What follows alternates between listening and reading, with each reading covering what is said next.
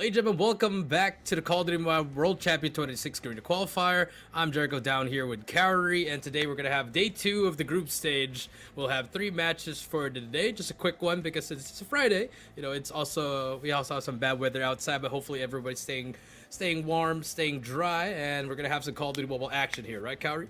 Yeah, there's a lot of action. Yeah, it's going to be 3 series, but hey, it's filled with action. I'm telling you, for day 2 of our Garena qualifiers, it's for sure to bring in some heat.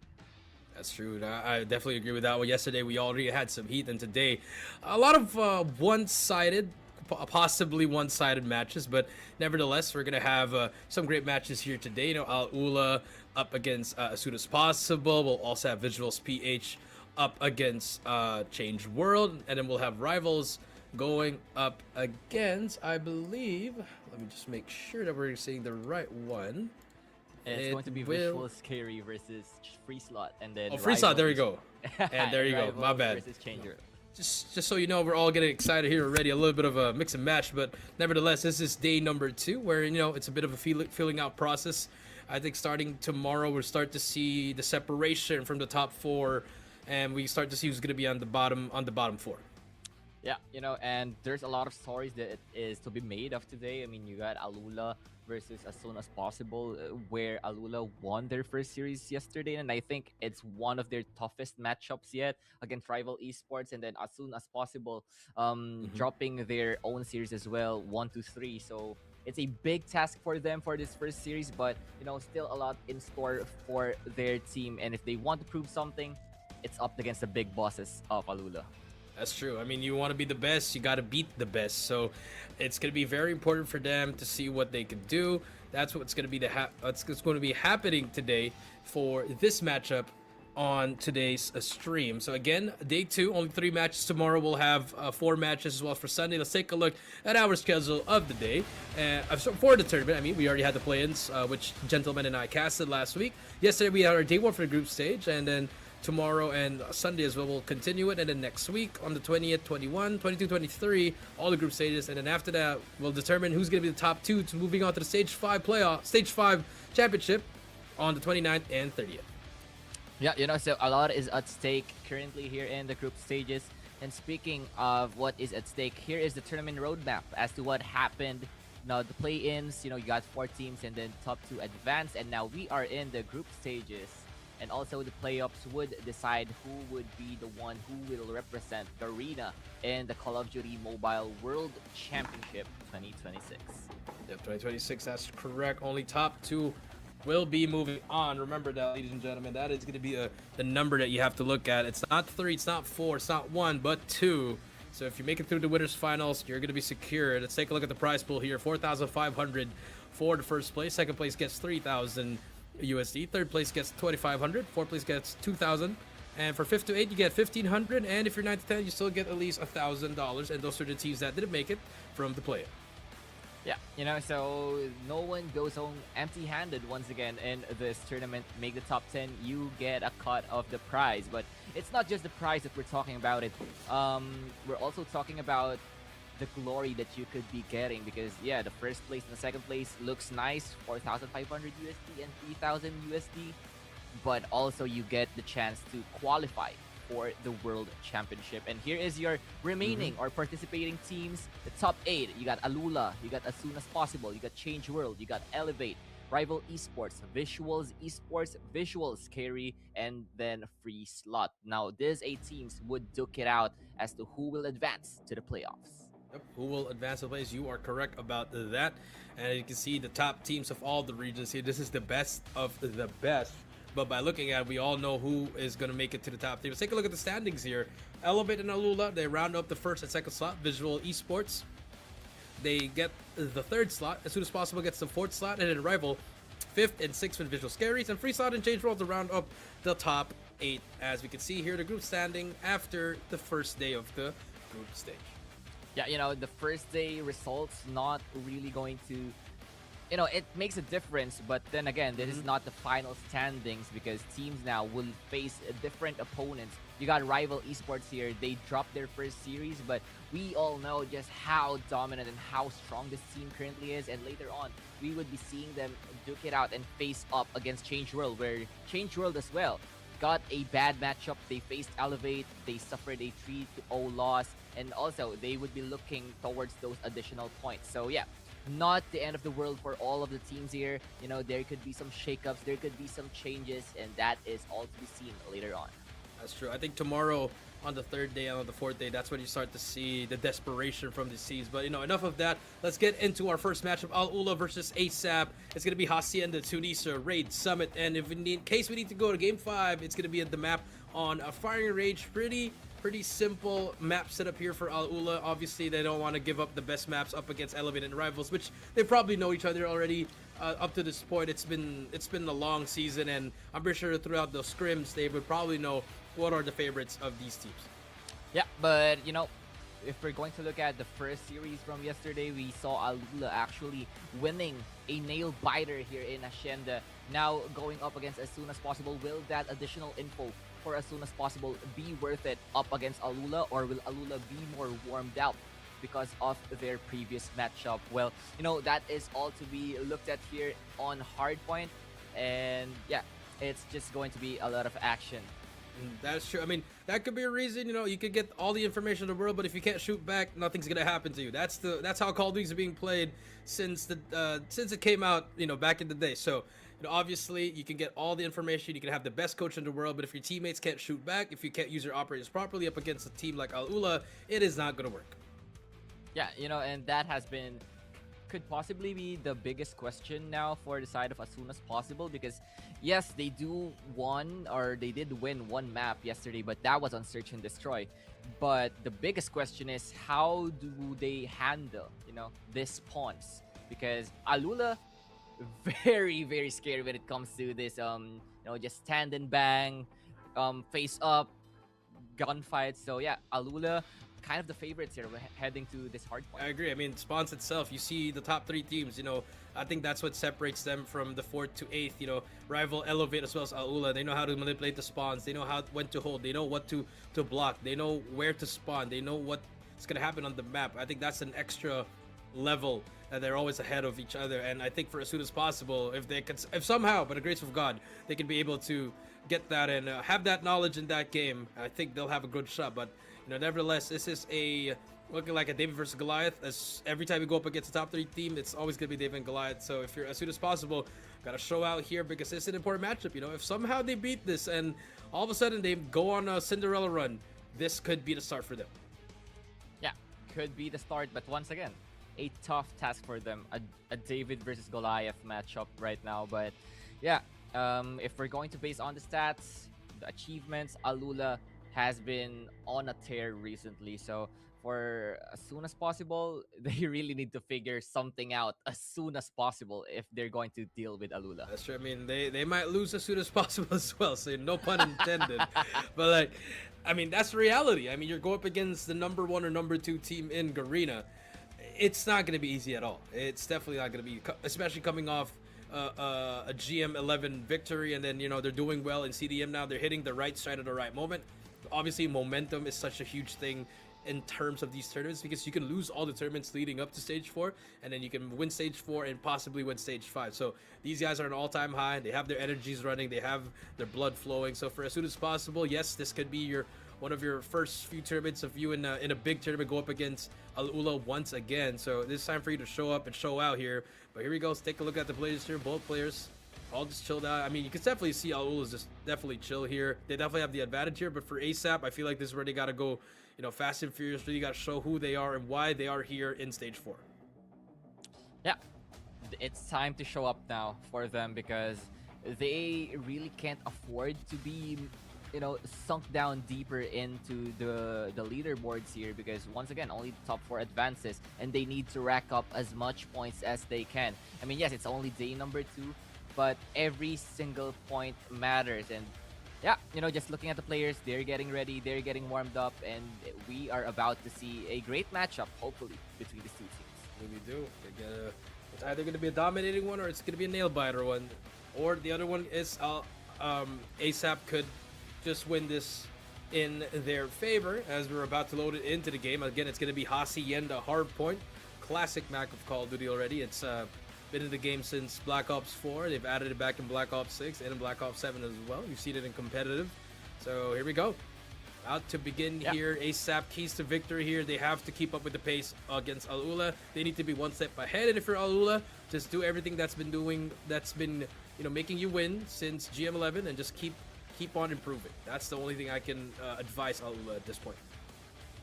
Yeah, because they have been doing it, and now the pressure is on the side of as soon as possible.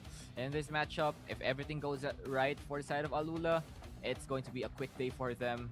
But yeah, we're still very much open to dark horses of this tournament. I mean, we saw as soon as possible showing glimpses of that in their search and destroy yesterday. They won 9-3. They looked very, very good. But once again, a different task, a different ask. It's going to be a spawns and up against ALULA at that. That is true. Here we go. Loading up in the game as we can see here. ALULA all smiles. They know it's going to be a fun day. And for ASAP, definitely feel that pressure.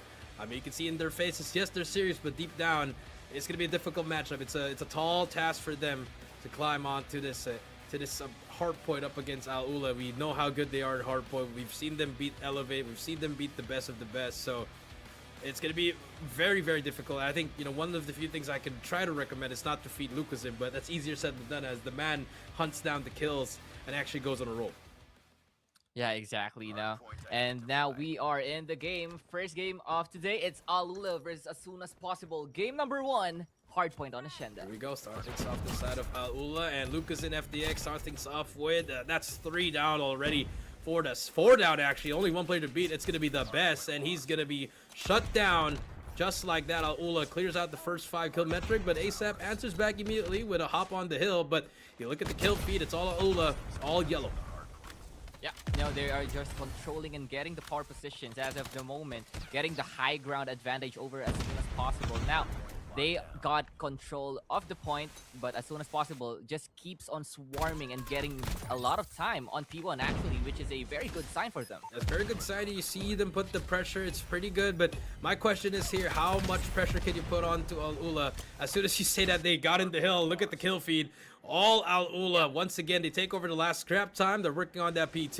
You see how they manipulate the map. You see all the yellow dots spreading around and just getting all the spawn points. Yes, you have number 3. Furious already all the way back to P2, but you need to win fights here over at this P2, and Furious, he's just going to lose that. They take control of it. It's going to be a split spawn for them, but ALULA takes control. Yeah, ALULA takes control. I mean, as soon as possible, got a good spawn, but ALULA is just ready to put them in the meat grinder now. You've got 1 player from as soon as possible just getting shredded inside that point. Now, once again, the retake up for ALULA. Clove going inside of the point. And yeah, as soon as possible, they are still keeping up at this point. That is true. They are still keeping up with this point. Take a look at it here. Jai, 6 in a row. War Machine out, make that 7. Lucas with a triple kill on his own. EMP is out as well. And we talked about this. This is the blender. It's already plugged in. And they are putting them in a blender. War Machine out, still 4 to side of ALULA. And for Jai, again, great start for ASAP, but now looking like it's the beginning of the end for them. Yeah, and all of a sudden, it all turns dark for the side of as soon as possible. You can see now Jai just holding down this point, and none of the members of as soon as possible winning any gunfights. And look at that 4K coming in from Clove, just doing wonders off screen, and he is still not stopping. Wow, Lucas in as well with the claw still up and available. You know, he has a predator already, and as soon as possible got the time off onto this next hill. But what more can they do? Yeah, I think we should keep our eyes on Lucas in here. He is on 11 kill spree. We are on nuke watch for Lucas in here. I mean, I don't care if he runs a Preddy. We are gonna stay on him until he gets taken down. Yes, you have a War Machine, but it doesn't matter.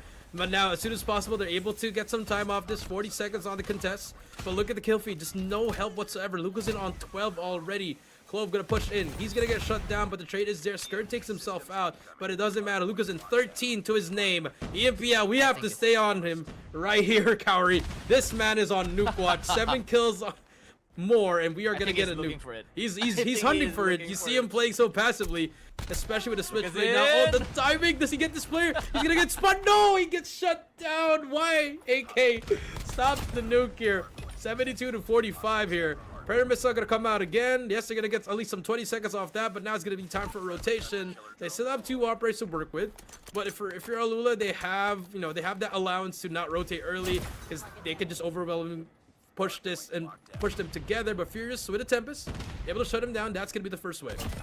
Yeah, and now that the kill streak for Lucazin has been snubbed in 2, will ALULA finally just play to win at this point? But as soon as possible, the best Alright. getting some value with that equalizer, but would get taken down in the process. Now ALULA still very much in control of this one. Skirt has just been holding it down with a switchblade too, and up against 2 members, it is not enough for this man.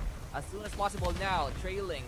The lead just getting bigger in front of their eyes. Now the retake from them coming in once again, but everywhere Scared is just there.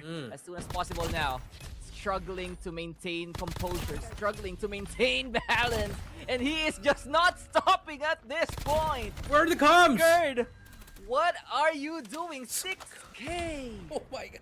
Where are the comms there? I mean, you surely should know where your team is already there. Skurd, 8 kills for him in that spree. 2021 Finals MVP for the Eastern Champions showing up here. Why he is still one of the best players in the game here and wants a ring for stage 5. Skurd now once again with a Sparrow gets 2, takes himself out, but the damage has been done. And as soon as possible, they're actually really doing well with their fights here. They're winning, they're using their operators properly, but the score is just not showing. ALULA is just absolutely tearing them apart piece by piece, dominating, decimating the battlefield here in this game number 1. Yeah, and now take a look at Lucazin now with the claw in hand, just trying to hunt down some more members coming in from the side of as soon as possible. I mean, P1 could be the time as to where they can regain some time, but ALULA just not letting them in. The point, FDX as well. Everyone is making magic at this point for the side of ALULA, and it's just hard to watch for the side here of as soon as possible because every single entry point going to get sealed off and them being shut down. Yep, everyone's gonna get shut down one by one. Cole brings out the equalizer. It's his turn to try to spray it down. Finally gives it up, but it doesn't matter. Again, another late rotation for ALULA. But again, they have that allowance so that they can rotate late because they know they can just outgun them one by one, win their duels. 137 to 68 here. Lucazin clears out the left side. Hunter Killer Drone goes in. Clove still alive, able to get 1. The War Machine by Jai. Try to clear it out. No trophy for ASAP. And it doesn't matter as ALULA is taking over. He takes himself out, but they get control. They flip the spawns. ALULA in control now. Yeah, ALULA in perfect control. Everyone is just doing their own thing. Now Lucazin in the point with the SKS. The funny thing that I've noticed with Lucazin is that he always has the highest hill time for the side of ALULA, despite him also being the highest fragger. I mean, that's true. I mean, this man is just on a mission. They know, and he's trying to just get kills after kills after kills. You have Knee with the Death Machine. He's good for 1 only. I mean, Skurd just sliding through once again. The slithering snake here. Skurd with the pre-fire through the smoke. Hunter Killer out. He is on a different level right here. 31 for him. Now. And you know what? I'm having so much great time. Let's take a listen to ALULA. Well. Left garage, guys. Left garage. One more outer shop, Jay. AK garage. Nice. Text from bottom. Church small. Going money now. Control trophy point. I'm watching office. I'm water. Garage, Officer. left. Water low. Garage again. Yes. Office, Garage. PC now. Go garage. Open Garage, yes. Ice Sparrow. Circle na. Yep, Garage low. I'm watching con. Garage again low. I'm po. Garage again. Nice. They're spawning bottom. Get bottom. Garage. Nice. I'm watching office. I have final spawn. One more bottom. Office, office, one. Predator missile inbound. Hardpoint is ours. Hardpoint. Hostiles. Ano mo kan? Bawal nilong na. We lost the lead.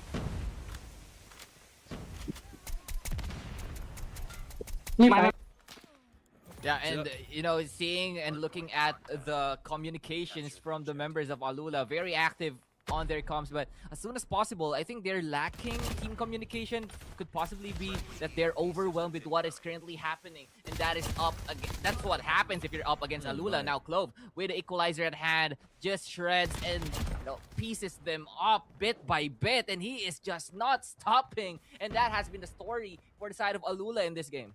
I mean, at this point, the communications is off for as soon as possible. You're getting pieced by Scared. Pretty sure the energy levels are down. You're gonna get Predator Missile by Clove. He's gonna spot 2. That's a double kill for him, and that's gonna be all she wrote. Hunter Killer Drone. Clove is still on a roll. He's gonna able to get 1, almost gets a second, but it doesn't matter. I mean, AK, he's gonna try his best to fight here. War Machine out. He's gonna be able to get 2. They're able to break it. But I mean, the score is just not showing for them. FDX, he's gonna take himself out. They clear out everything once again. 10 more points for ALULA, and this game should be over. Last 7 points to go. Clove's gonna clear out the last player over that tiles. The best is gonna contest. The final contest for them. 5 more seconds to go. Anubis, AK, their shell's trying to fight for it. It's not gonna end here. They're able to extend it for another 2 more seconds in P1. But we both know, Kyrie, this game is over. Yeah, it's as good as over. ALULA just needs 2 seconds to just finish this off, and I think Scared is going to look for it, and he does. ALULA too clean on that first game, still proving why they are the top-seeded team here. I mean, there's a reason why. There's a reason they were the champions with the side of Garena Masters 11. They've been doing well so far. You see how cohesive they are as a unit. Their communications are on point, and they're just really a much better team up against the side of as soon as possible. Yeah, and looking at their faces right now, just chill. They're just chilling at this point. And yeah, it has been a very rough map here for the side of as soon as possible. But yeah, once again, here is your map winner. It's going to be ALULA taking the Hacienda hardpoint. Now 2-0 in that map. Yep, now 2 on this map. I mean, looking pretty good. I mean, they also have Palitao, one of my good friends. He's really a great coach. He's a very, very systematical, methodical coach. Gives you every single detail. So these boys are in good hands. So I mean, this team is built to win worlds, and if they make it there, they have a great shot at it. So hopefully they can get through it. But again, it's only day number 2, and then for as soon as possible, it's only game number 1. You can always reset back. Like you said, they won S&D yesterday. Maybe that's gonna be their game mode to win. That could be the game mode that they actually win, because yesterday we saw ALULA dropping their S&D up against rival Esports. So this could be, the tiny crack in the armor that as soon as possible could be looking at. But it's kind of a different story. I mean, you have to consider that rival Esports as well, fresh off the first hardpoint map, that was like a 5-point difference. And them winning in Search and Destroy was also close. So now, looking at the difference when it comes to those gunfights and the mastery of the map, just how much can as soon as possible get in this S&D map, or will this series be extended? Yeah. By the looks of it, I mean, if they want to, they can try to extend it, but I think respawn-wise, we both know that ALULA just clears them from top to bottom in the respawns. I mean, almost half of the highlights were just all ALULA. I mean, just take a look here. Yeah, it's just the ALULA show for this hard point. They, as soon as possible, they got a good few glimpses of them trying to fight it out, but as soon as P2 starts, yeah, it was just over. I mean, they were getting points, but that was because Lucasin was looking for his nuke. So that's like one player lurking and not really being active on the map. And speaking of, here's the man who missed his nuke. The map MVP, it's going to be ALULA Lucasin with 43 eliminations with a KDA of 2.87. I mean, this man set us down in the loser bracket back in 2022 with the SKS, and he's still using the same gun to actually beat all these players. So congratulations to Lucasin.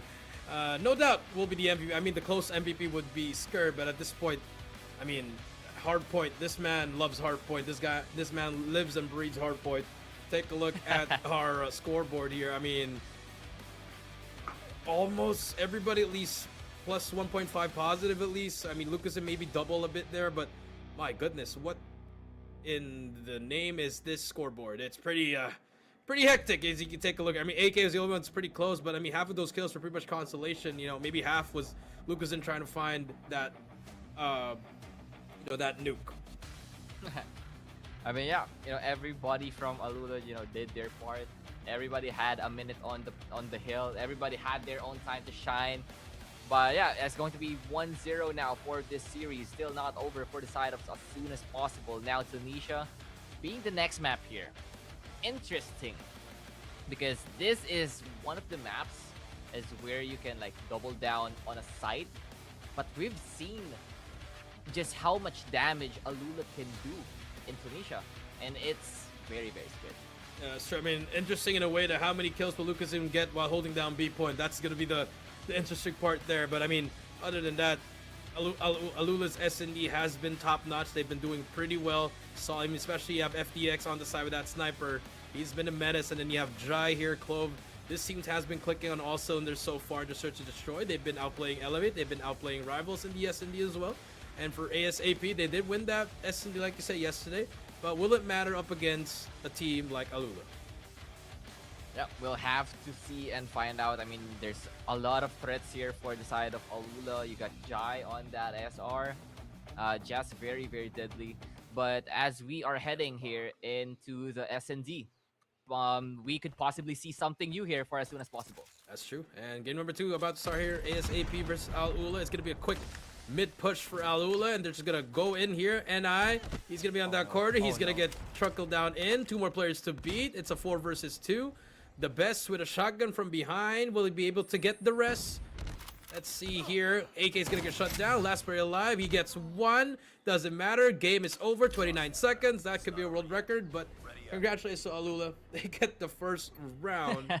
And before we move on, I want to give a quick shout out to my homies watching, Neil Lucas and Joaquin Santos. Thank you for all the support, and to everyone who's watching, as we're about to see our first series here in our second game in ASAP and ALULA in Tunisia. Yeah, once again, here it comes the lawnmower of ALULA, but one would be taken down. That would be FDX. Actually, a 3v3 situation now still. The mid push very much deadly as Clove finding 3. Finds 3 here. The 3 versus 2. A bit doable for both of these sides. NIA and AK. Last 2 alive. Yep, just a very slow-paced round now for the side of as soon as possible. Just trying to find an avenue, trying to find an opening as to how they can win this round back. But nope, spots him out, and that is 1 member less now for the side of as soon as possible. AK still having, the sniper at hand. Could potentially do something nasty here. Finds 1. That would be Jai taken out of the equation. Now Lucazin just chilling on top of that position, and yeah, it's the SKS of Lucazin. Nothing much you can do about that. 2-0 now for the side of ALULA. Yep, that was pretty much already read by the time Jai was taken down. Lucas is able to prone down and hide. Now we're moving on to the 3rd round, and it's looking like a speed run for the side of ALULA. Just running it down here. Now it's going to be a B push. You see the 4 players, but it's going to be slowing down here. They did not pick up the bomb here. Jai's going to get stunned, and the pressure from Anubis here. I like it. He's only going to be good for 1, but the trade there for Lucas in FDX. AK gets another trade on him as well. He gets shut down through the smoke. Now it's a 3 versus 2 once more. I like that aggression from ASAP, but now you're still down a man here. He's going to be able to spot 1. Against the second, the best. Able to do it, but now it's all up to Lucazin. Arguably the GOAT of COD. Just needs a ring to solidify that status. A minute, 20 seconds here. A lot of time for Lucazin. This should be a B plan for him. Yeah. And up against 2 members. Just how much can one man do in this round? Having the SKS and Switchblade at hand. Just looking towards that B side. While as soon as possible, double down here on the A side. Yeah, it's going to be a setup for Lucazin, and just how well can he play this scenario? That's true. I mean, just clear every quarter here.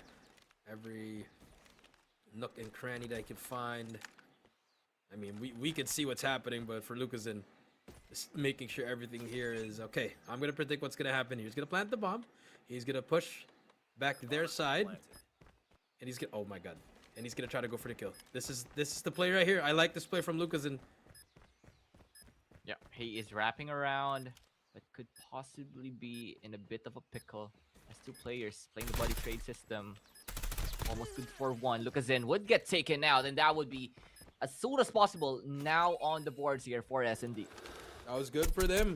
And I think Lucas, if he used the SKS there, it would have been a different story, but decided to use the Switchblade, and 1-2 so far, as soon as possible. I like the counter attack there in S&D. They just fought them mano a mano, stun, smoke, spraying through the smoke. As soon as possible, gets that first round. Let's see if they can continue and tie it up. Yeah, and they need to tie it up because once ALULA gets, you know, the momentum here, like what they did with like the first round, just running it down mid, it could be problems here for the side of as soon as possible. I mean, they got a very nice setup here. Investing 3 members onto B, so they're kind of like predicting that ALULA should go B after that failed A hit on the previous round. But actually Clove now creeping in close. Just needs to check the sidelines, and Furious finds 2 in that trade. And now it's going to be a 1v4. It's all up to you now. 1v4 now. Jai gets shut down. Beautiful shots there as soon as possible. It's up to Lucas in once again. He does spot one. Information has been given, and he still has the bomb in his hand, so still okay for them. I mean, it's gonna be a tough task for him, but if there's anyone that you want to make a play, it's definitely gonna be Lucas in with that SKS, as he's able to spot no one yet, but he has a feeling someone is there. Could possibly be spotting out the shoulder of Anubis as he tries to land the shot, but that won't happen as soon as possible, making it spicy, tying things up. That's good for them, not being aggressive, just chilling here, you know. We got a countdown on our team comms. It's gonna get ready in a while. I know for all those players that wants to hear, or amateurs or anyone, how it's gonna sound like. We do have a 10-second countdown here. We're just getting it ready, but now pushing through. The nades are in. ALULA now trying to slow it down once more here, and still working on that A link here, as they're able to shut down one. And let's take a listen into ALULA. ไม่ตายไม่ โอ้กูโดนหน้าเอด้วยเฮียไม่เข้าพร้อมกันเลย ถอย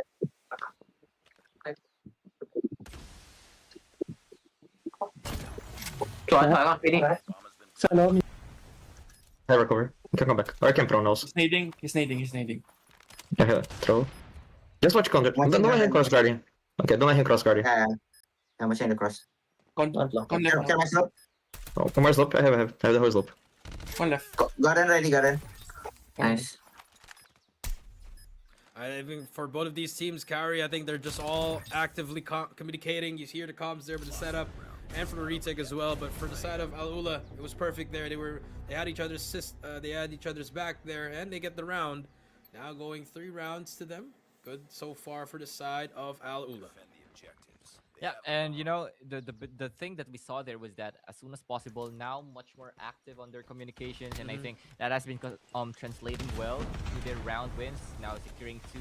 They're still very much in this match, as AK could be spotting out a lot of members of ALULA trying to cross, but they actually went the other way, and I think B is wide open for ALULA to take. That's a quick plan for them. I mean, they fell for the util spam. They rotated immediately, and you know that's why I'm not a fan of rotation immediately. You know, you can't fall for those utils. And the fake didn't work. ALULA able to plant the bomb. It's gonna be a 5v5 retake. Number 2 though.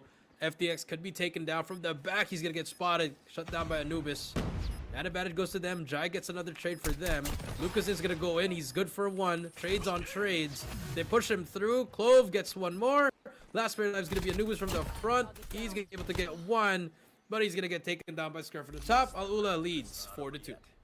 Yeah, and that was a nice play coming in from ALULA, just flooding and just facing all of the members head on. They got information that one was currently flanking, and you know, all smiles in the faces here of ALULA, the objective. just enjoying this S&D. They're kind of pulling away a bit, but we saw the possibilities that as soon as possible can do in this match, and I think they just need to replicate it again and again and again. But how can they replicate it if they're up against ALULA? That's true. Definitely gonna be difficult for them, and now we see NI just trying to wait for the teammates. ALULA another free B bomb plant, and FDX in our quarter. He's gonna get spotted again by the same person. Another 4v5 for them. If I'm ASAP here, I'm gonna retake as fast as I can here, but they're taking too much of their time. They're letting ALULA gain in numbers here. They're able to shut down 2 more. It's a 4 versus 3 here. Lucas in on the back, able to get 2 more there. Last player alive is gonna be in front of him. Lucas in, he's gonna get shot. He's gonna get a hit marker twice. You hate to see it. Lucas in shuts him down. That's 4 for him in the round. Yeah, very unfortunate. 2 hit markers. Could have, added an additional kill. But, Cotton wouldn't allow it this time around. But yeah, now 3 rounds advantage for the side of ALULA.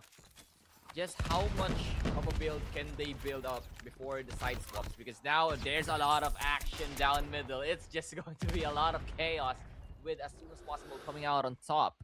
Now, 3 versus 2. Make that 1 versus 3. Lucazin once again left with a very tough task up against Anubis and the best. They have been playing very well here in this S&D. But up against Lucazin, he is still a monster that you have to face. Now, spots out Anubis. Anubis would be taken down. This man, Lucazin, is on a mission still. HS in the hands of the best alongside a sniper. Is your loadout capable of taking out someone like Lucazin? Definitely capable here, man. This time it's got to be all about timing. Yeah, Exactly. Anubis, the best is going to be able to hear that bomb plant. Here comes the reset of the time. 45 seconds on the clock. Shotgun in hand as he try to go for it. Lucazin definitely has that range, but that sniper could be deadly. I like this from Lucazin. Just got to chill out. He's going to be able to spot him as well. He sees him.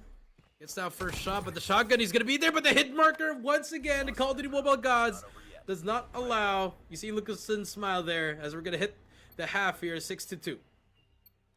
And he was just smiling after that hit marker. I was like, yeah, I got you in my hands now as ALULA extends their lead now to 4 rounds. Once again, looking towards that mid flood, sending down 3 members to contest as SKAERI finds the opening frag. And now, as soon as possible, need to find an answer back. But in a blink of an eye, 3 members already down, but the best is hungry for more. Finds 2 in that exchange, equalizing things out. Jai and Lucazin now left in a 2v2 situation. And Jai's got to run away. He's going to be in that corner. Lucasin's there to help him. Now it's all up to Furious. In a 1 versus 2, he's going to get hit by the wall bang. And Jai's just playing around there. He was in front of Lucazin there. Is he trying to reverse paddle here? I think he is. And Jai's going to spot him. Backs away. Lucas is going to spot him. The bait and the switch. I saw what he was doing there. Don't play with your food, ladies and gentlemen. Do not play with your food. But again, 7-2 we go. Hey, what if that was a team tactic? A legitimate I don't think one? it was. It's never going to be a tactic. Jai do the moonwalk and just dance around while Lucas takes him out. ALULA just having fun here, man, at this point. I mean, you got here the side swaps now. Let's see as to how much damage can ASAP do. But the damage has been done by Clove. 2k. Over 2, they take down Lucas as well, but the flank from the back, are they aware of the flank here? SKAERI's gonna be able to shut down 1. FDX gets 1 more. It's a 1 versus 1. FDX with a jump shot. Match point for ALULA. FDX just woke up, feeling good already. Gets that kill. One more round before we move on to Control and go up 2-0 for ALULA. And ALULA, just feeling so comfortable in this one. I mean, you got Jai not having, that much frags. He has just been on a tear recently, so I think he deserves a rest. And now, as soon as possible, could be looking at this map now, as it could just be over. It's over. It's just over. ALULA, after they got 2 rounds, they were like, oh yeah, it's time to lock in. Just 7 rounds after, they now won the second map. S&D would fall in the hands here of ALULA. I mean, I'm pretty sure we had this in our predictions that this would be a 3-0. I mean, by the looks of it, I mean, it's only 2-0, but the Control, from what we're seeing in the hard point, I mean, it's not looking good. Yeah. I mean, we saw what happened in hard point. Control is no different. It's like a mixture of S&D and both hard point as well. So with ALULA playing like this, it's kind of hard to go against them. And they would be your map winner once again for map number 2. Now 2-0 lead. Just 1 win away from closing out this series as soon as possible. Yep, that is true. Congratulations to ALULA. One more game, and again, we see the differences here, man. You may be the number 2 or number 1 in Thailand, but again, it's easier said than done go up against a team like ALULA. I mean, in our region, you know, no disrespect to the other regions. I mean, in the Philippines, we've been on a tear recently for most of the years, and I mean, you see the imports coming through here. I mean, take a look at the highlights here. It's just all been ALULA. And, you know, you just can see the difference of gunplay between these two teams. I mean, we got glimpses of the best. You know, he had a very good game there with the shotguns, despite, you know, him having a lot of hit markers. He still showed out, but yeah, one good performance from one player isn't enough to translate into a victory, especially if you're up against ALULA, where you got to worry about 5 members of them just being lights out. That's true. I mean, you know, if the best was able to get like 30 kills and a Herculean effort, then obviously he would give it his props. I mean, he was getting kills for him, but it just couldn't translate into round wins. And I mean, Lucas, it was a monster on a mission there. I mean, Clove through the smokes. That's just unfortunate for them. And then FDX here put the final touches there. And for Jai from the back, and a trade from FDX. They shut it down. We go up now 2-0, and our MVP once again, it's going to be Lucas with 15 and a 3.75 KDA. Yeah, nothing new for the side of ALULA. It's still Lucas on that MVP. You know, having that 3.75 KDA, yeah, that just speaks for itself, basically. He has been the map MVP ever since their victories from yesterday. And I think it was for all 3 maps that they won, he has been the MVP. And now he snatched 2. Can he go 6-0 when it comes to those MVP standings? That's true. That's going to be the question here as we take a look at the scoreboard. I mean, Jai even went 3 and 10, but I mean, 10 assists. He's probably done a lot there to set up the plays, which he did. So obviously he did his part, but we know Jai, when it comes to a big money match, he's going to be there to really step up for the team. Yeah, you know, a lot of assists, and one including the back pedal. You know, I love that. I love that play coming in from Jai. Very, very smart. Probably won't see that up against Elevator or Rival, but let's take a look at it here. Hacienda Tunisia done. Now we move on to map 3, game 3, raid control here. And I would obviously give the advantage here to ALULA. I mean, the hard point, the respawn, you saw how it is here. I mean, obviously we see that ASAP, they could use their operators a bit well. We saw them get some glimpses there, Kaori, so hopefully that could turn the tide there, maybe just a bit for the side of ASAP. But now we're loading up into game number 3, but I'm still gonna pull for the side of ALULA here, 3-0 maybe. Yeah, I mean, it's hard to actually just say you know, anything more than a 3-0 now for the side of ALULA because of the performances that they've been giving out. But yeah, it's all that she wrote for this one. Game number 3 now for ALULA, and as soon as possible, control begins in raid. Control begins in raid, and look at that, a sniper by Jai, a 3K immediately. FaZe Ilcams episode 1 featuring Jai, able to get one more. He's gonna get that kill. Yes, he can, and he's just toying with the enemy now with that sniper. 29-20. Jai on a roll with that Locust here. The best tried his best to try to make it. Jai is still with that sniper. He's gonna be able to spot him. He still gets him. Jai, he's gonna keep on going. Can he spot him? Please get him, Jai. Jai, no, he's gonna get shot down, but that was a beautiful 5K by Jai at the start with that sniper. Yeah, just immediately erases his 3 eliminations from SND with that play right there. ALULA now steamrolling past the defenses here up as soon as possible. I mean, Clove just looking towards those spawn traps and them just trying to look at for as much kills as they can. And Clove having 4K in a row, 22 lives to 3. Make that 2 now. Not looking good at all. I mean, FDX shuts him down. I mean, in a blink of an eye, it was already over. ALULA, that was too fast. That was a beat. That's just it's pretty sad to see that, but I mean, you know, you don't become like ALULA after a day. You know, it takes years and years of experience and of hard work, and they deserve it. So now you see how they're working out. They're about to be fully streaked out. Fear is just gonna be on that B dom car, but you see the player. The Predator missile is gonna be there to shut down 2 more, and they're ready for the spawn trap once again.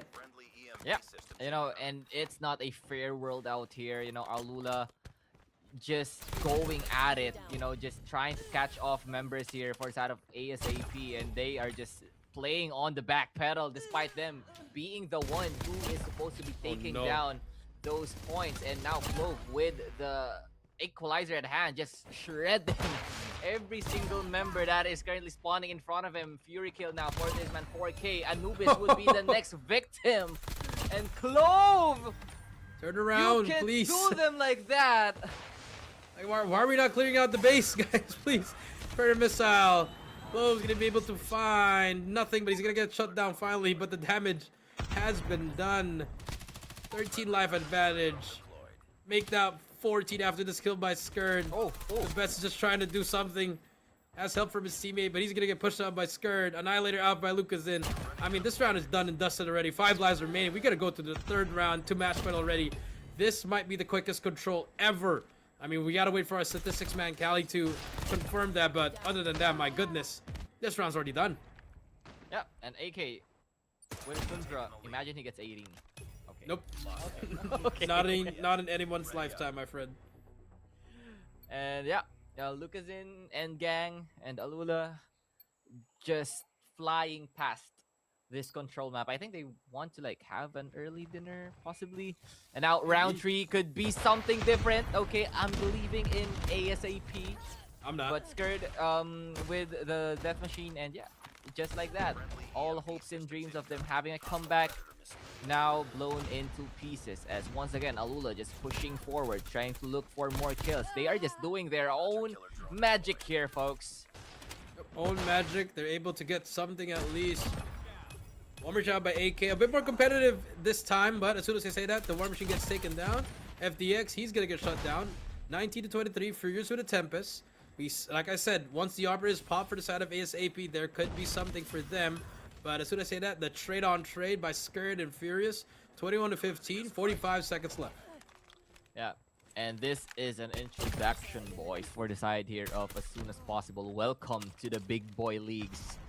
This is where you play against the best, and ALULA is showing them just that. I mean, that's a nice spear kill there coming in from ASAP, and also the double kill now coming in through. And actually, I think ALULA needs to secure some time. Yep, they could be running out of time, but when it comes to the number of lives left, 15-7, kind of a close deal already for this one. Yep, it's already over at this point. I mean, 5 lives remaining. There was a hope there, but now Tempest out for FDX. This should seal the deal for them. 3 lives remaining. That's all she wrote. 3-0 in control. 3-0 in the series. GG, well played. I mean, ASAP Knee, you can find something with the Annihilator. Yes, you can. But 11 lives would be a lot. Clove gonna get shut down. Another one by Knee, but doesn't matter. Lucas takes him out, and ALULA takes the control 3-0 and takes the series. And 3-0 for their second matchup. And they are looking pretty good so far.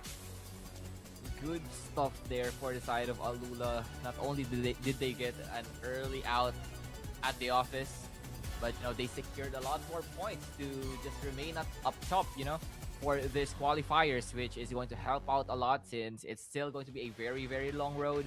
But for the side of As Soon As Possible, it's going to be kind of heartbreaking for them. I mean, it's up against ALULA in the first place, so not that much that they can do with there. And there is your map winner, ALULA, winning 3-0 in the series and 3-0 in control. Congratulations to them. Another day in the office for them, for ALULA. Get the job done. Take a look at the highlights. Yeah, you know, the first highlight, Jai with that nasty 5K with the Locust, man, that was something right there. Just a lot of stuff here. I mean, basically what you're going to see here in these highlights, all ALULA. And possibly you can see some glimpses there of As Soon As Possible. Maybe the last play, Kaori, the one with the Annihilator, that was it. Yeah, could be, but you know, this second round was brutal for the side there of As Soon As Possible. I mean, yeah, no, what happened basically in that map is that the gunplay was showing out for the side of ALULA, and you know, As Soon As Possible, they got overwhelmed with the peer pressure that they were facing and that is with ALULA just standing in front of them, shooting them, and just taking them down. I mean, here we go. You know, the highlights there for the side of ASAP, but still, nice try coming in from them. But this is the man that gets it done.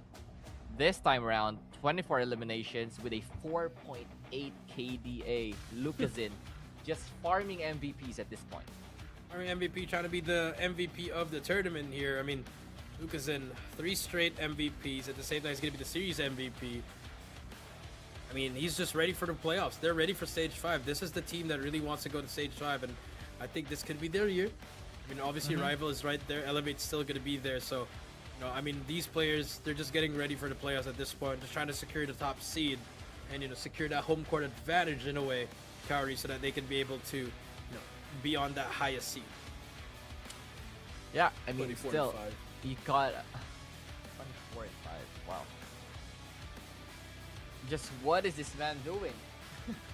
That is just unfair. I mean, Lucazin was just lights out from all 3 maps, showing up until control. And yeah, I mean, I think he only got Scared that got a negative KD, but still, he did his part in the first 2 maps. So, ALULA still being ALULA at the end of the day, and they would win out this series. Congratulations to them once again. Take a look at our series here. 88, 250, 2 and 9 and a 3-0 here. Didn't even have to go to map 4 and map 5 as well. As soon as possible, they got a lot to work on. And you know, I mean, maybe the good thing here is they've already faced against one of the best teams. At least maybe in the next couple of days, they can try to get some wins, you know, up against the teams that, you know, they're a bit better, you know. Oh yeah, I mean, they still haven't faced up against Elevate and like Rival Esports, so yeah, still more challenges up ahead for as soon as possible, but anything's possible at this point. Anything is still possible. It's still the top 4 that proceeds to the playoffs, but this time around, the story belongs to ALULA, and they would be your series winner. And winning lights out in this one could potentially be, yeah, once again, the fastest series that we've got so far here in the Garena Qualifier. That's true. Fastest control could be also the fastest series that we had. That's true. I mean, and you know, today's matches, it might look like this with all the David and Goliath matchups, and you really hate to see it because we wanted to see more competitive nature, because this is the Stage 4 qualifier. This is the Garena Qualifier. And our series MVP, Lucazin, 82 kills and an average KDA of 3.42. This man was from Brazil. This man was doing this in Brazil. This man was doing it in Stage 5. He's doing it at CDM, and he's still doing it here in Garena. Mr. Consistent himself, you know, 3.42 KDA. Just imagine how clean this man plays, and wow, my oh my. 3-0 for ALULA. Once again, you know, very good and solid stuff coming in from them. I mean, this is kind of expected, but yeah, they got the job done, quite indeed. I mean, that KD alone is like a pub KD. I could get that in a public match, but you know, competitive game, not possible anymore. But again, series 3-0. That's our first series done and dusted. It's pretty sad to see that it went out that way, because I wanted to see as soon as possible, because Thailand's region has always been competitive. You know, with the WDC FREESLOT set on those players. You know, yeah, Guitar, Astro, 1-shot, 1-kill. Those classic teams back in the day, those teams were giving the business to our region, but now it's just been Philippines always on top. And no disrespect to our other neighboring countries there, but you know, our country has been on the top of the list in terms of Call of Duty Mobile, especially in the Garena Qualifier. So hopefully for as soon as possible, they get to learn this, watch their VOD, get a coach, or maybe, you know, just, you know, play a bit more harder, and I think they'll still have a decent shot. Yeah, I mean, still day number 2 here for the group stages, so I think there's still a lot more that they can do, more adjustments that has to be made. But if they don't pick up the pace, I think they would be left in the dust, basically here in the group stages. But yeah, there's still a lot more for them, especially that in the upcoming days they would be facing up against, I think, FREESLOT, and then they would be facing up against Change World as well. So a different scenery from them. No PH teams would be faced up for the side of as soon as possible. I mean, not not until day 6 for them. So yeah, still a lot more space for them in these upcoming days, but there's still more action for today. Let us focus as well on the other matchups. You got the VIZUALZ SKAERI playing their first series today, actually up against FREESLOT, and then later on Rival Esports versus Change World. Change World kind of having a rough 2 days since they faced Elevate day number 1 and now facing up against Rival Esports on day number 2. Yo, it's going to be very, very interesting for these matches. But with that being said, 1 series down, 2 more to go. This is the Call of Duty Mobile World Champion 2026 Garena Qualifier. We'll be right back after this break.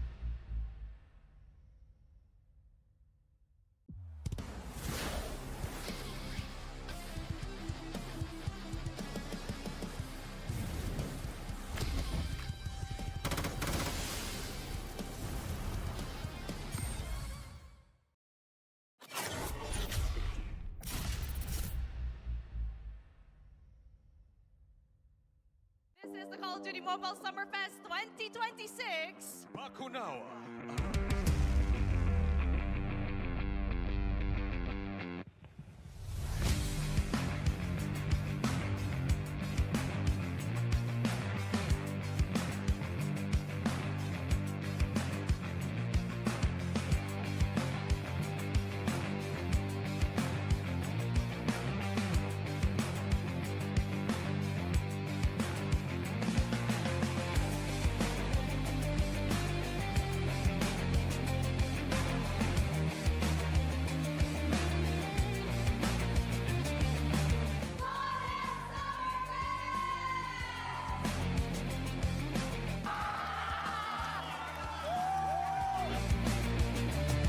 Hardpoint still in play, but Scary 3 more points to win this game.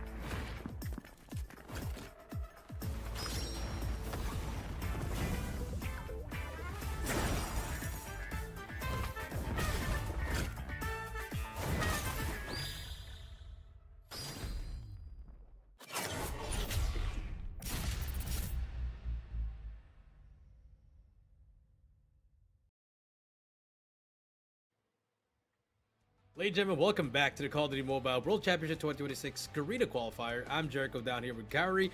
We just witnessed one of our fastest series of the day, which hopefully doesn't happen to our next two series with ALULA and the side of ASAP. And now we're moving on to our second series, which is VIZUALZ SKAERI's PH going up against FREESLOT, Thailand's #1 and Philippines' #4. And, FREESLOT, they've been ups and downs. We've already seen them play against VIZUALZ SKAERI, and it was a 3-0. It wasn't even close. Yeah, so now it's kind of a grudge match for them. Let us see now if they can possibly bring something new to this matchup. I mean, VIZUALZ SKAERI, you have to look at it.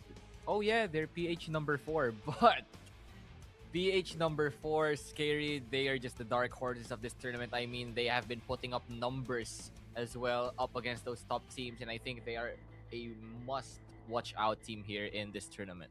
Definitely agree with that one. This team can definitely turn it up. They haven't had the best of playoff runs, especially in GM11 and GM10, but you just see them improving over and over again with the addition of Rex into this team. I'm pretty sure they'll be the ones to round out the top 4, in my opinion, so hopefully we can see them really step it up here and show what they are truly capable of. Especially after winning the Garena Elite Philippines, you have a lot to prove here up against a team like FREESLOT, who's been the #1 in Thailand. But again, like you said, #1 in Thailand versus #4 in the Philippines. You would say that Thailand, obviously, because it's #1, but the respawns have been such.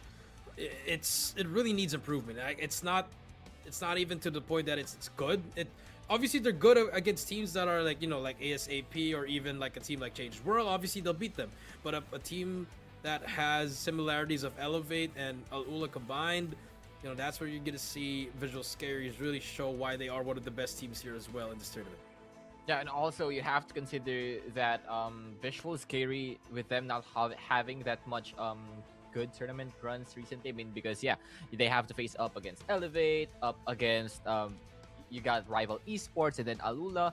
They are not the team that would play around. So they want to show out. They want to make their name known. So, I mean, yes, you got ALULA earlier kind of playing around a bit, but it's a different story when it comes to this VIZUALZ SKAERI team. They're a very young team. I mean, they've been playing for a very long time, but it has been not until a year that this team has been formed.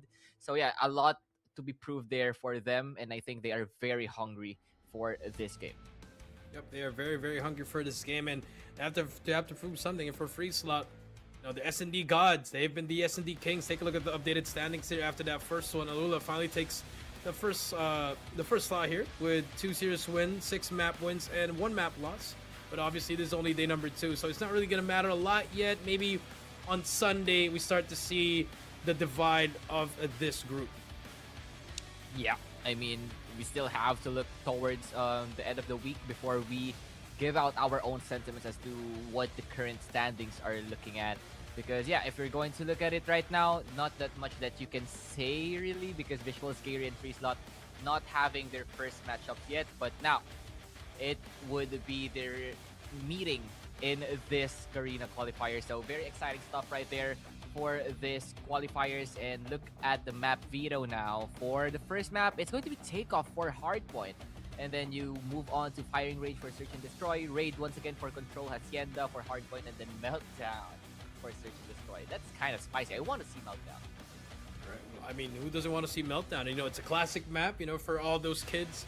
This map came out in Black Ops 2, which was 2011, I believe, if I'm not mistaken there. So it's pretty long. Even Takeoff was from Black Ops 2 as well. So a lot of these maps all came from the Black Ops series. We love to see it. So hopefully we do see a different kind of a FREESLOT here. You know, you have Set Tech and now in S7G C1 Kato, and for the side of SKAERI, their newest addition, Rex. You know, formerly part of TSM, now known as Rival Esports. He's been such a huge upgrade with a lot of experience coming into his team, so hopefully he'll be able to show the teammates how it's done as we are about to get ready here in our first game. Yeah, and if we're going to be going at the head-to-head matchup once again, you're looking at VIZUALZ SKAERI as your more dominant spawns team. I mean, FREESLOT right here, they've proven a lot themselves, but facing up against a new threat such as VIZUALZ SKAERI, both of these teams have a lot to prove, especially this is their first matchup and their first game in the Garena Qualifiers. They need to show up and they need to secure those points. Yep, here we go. Game number 1 for our series number 2. Takeoff Hardpoint. VIZUALZ SKAERI's PH versus FREESLOT. It starts here now. You see the number of utilities being thrown out immediately. And for the side of FREESLOT, winning the first few gunfights here to secure points in P1. Yeah, but right after that, VIZUALZ PH, you know, answers right back. And now they have control of the point. Mamra just holding down this particular angle. And still no movement for the side of FREESLOT. But there you go. There's going to be a tick down already. This is going to be a very scrappy hill as it's placed in the middle of the map. Anything can happen at this point. A lot of scrap time going to be picked up here by VIZUALZ PH. And FREESLOT fighting back. Yeah, FREESLOT fighting back here. 18-5, 20 seconds left here. Sebio able to get one more. Set Tech though answers back, and you see VIZUALZ SKAERI's PH here. They got some time off here. 17 seconds left on this P1. They clear out the hill and they get the last seconds of this scrap time. But you see the map spawns have been flipped here. You see number 3 S7G is gonna be able to get a backstab there, but the trade immediately there by Sebio with a 2 kill speed right now. Looking for more, gets the third, lays down and stays alive. And now the battle for P2 is going to be legendary for both of these teams, as you got the spawn here in the hands of FREESLOT. How will VIZUALZ SKAERI find the break inside the point? I mean, there's going to be a backstab coming in from Anowin, and that is going to be one takedown that they would need. Now VIZUALZ PH kind of staggered with that casualty. Once again, it's going to be a very close fight on this hill. Very, very close fight in this hill. 32-21. FREESLOT able to get some time off this. They get control for now. War Machine though by Rex from the top, from downtown, trying to get some kills on it. Fortunately, the trophy is going to be there to defend it. He does get 1, gets 2 as well. Able to help his teammate break the hill. That's how you want to use that War Machine in a map like Takeoff with Chroma now with his equalizer ready to deploy. Yeah, Will he pop it? That is going to be the question, because as of the moment, FREESLOT getting the better of VIZUALZ PH in this hill, finding a lot of eliminations, and this is something that we kind of didn't expect, because we saw VIZUALZ PH as kind of your more dominating thing when it comes to the spawns. I mean, if you're going to look at the kills, VIZUALZ PH got the upper hand, but when it comes to the points, FREESLOT is holding on tightly.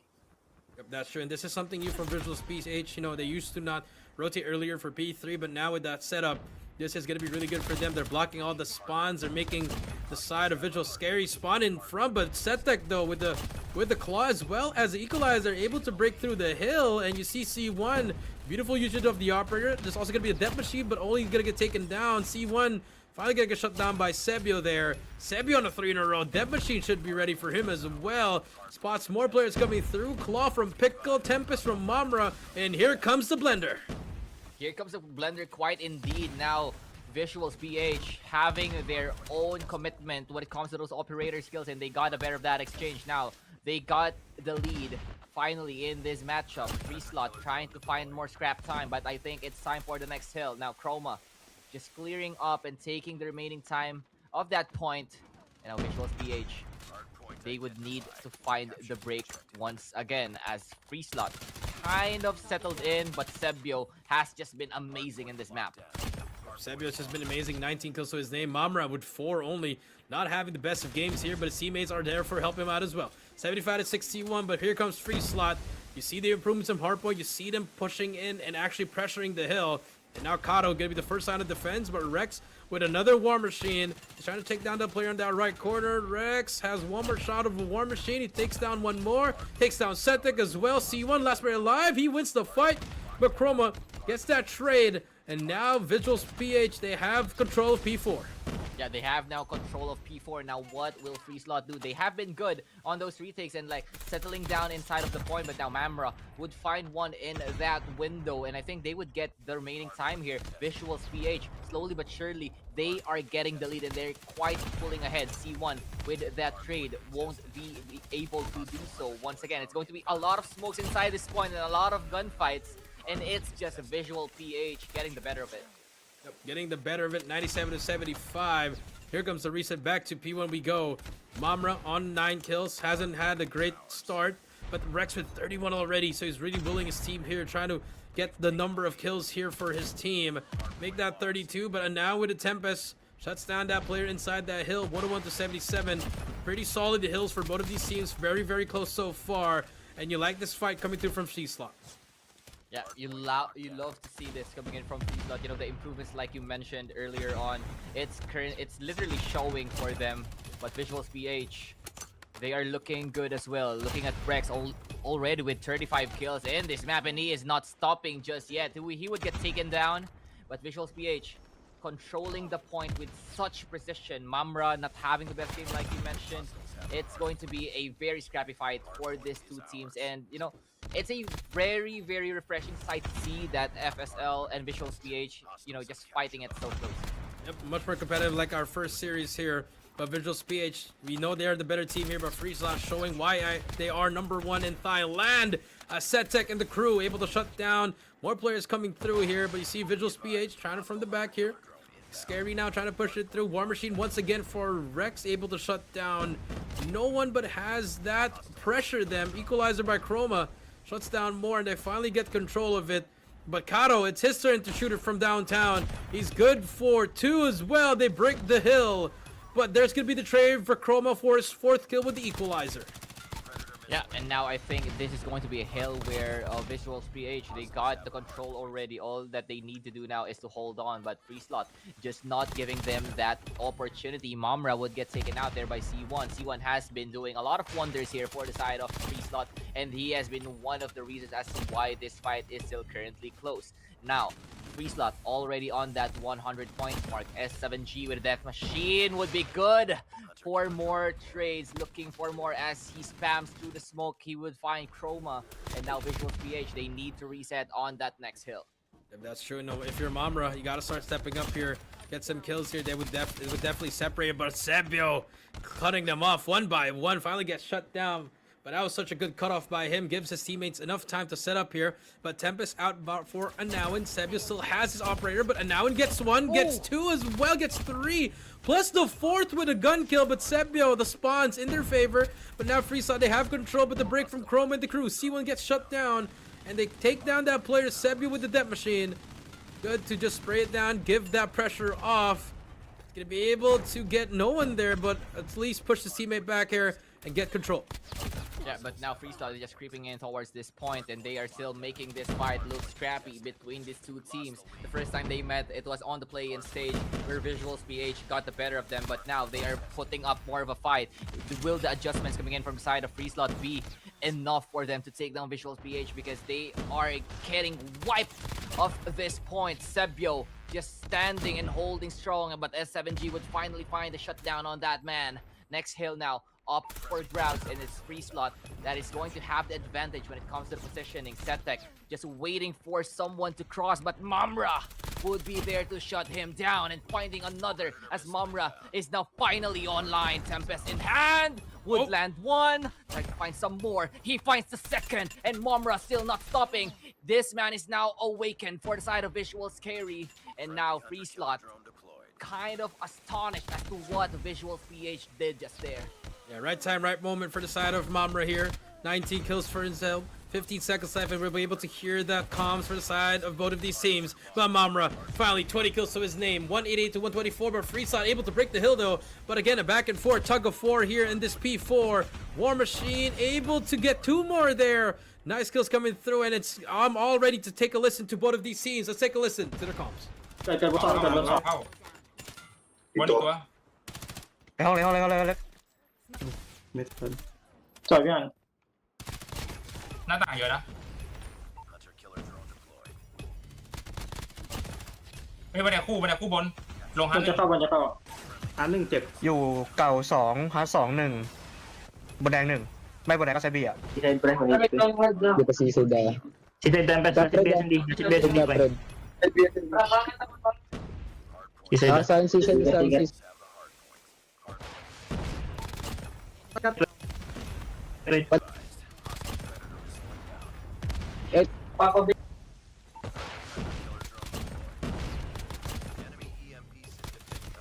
You know, as intense as their team communication is, that is also the state of the game. Now 192 to 162, VIZUALZ and FSL only 30 points rather, setting them apart. Now Sebio with a death machine up above. It's literally death from above from this man. He finds two with that death machine. That is going to be huge for the side of VIZUALZ.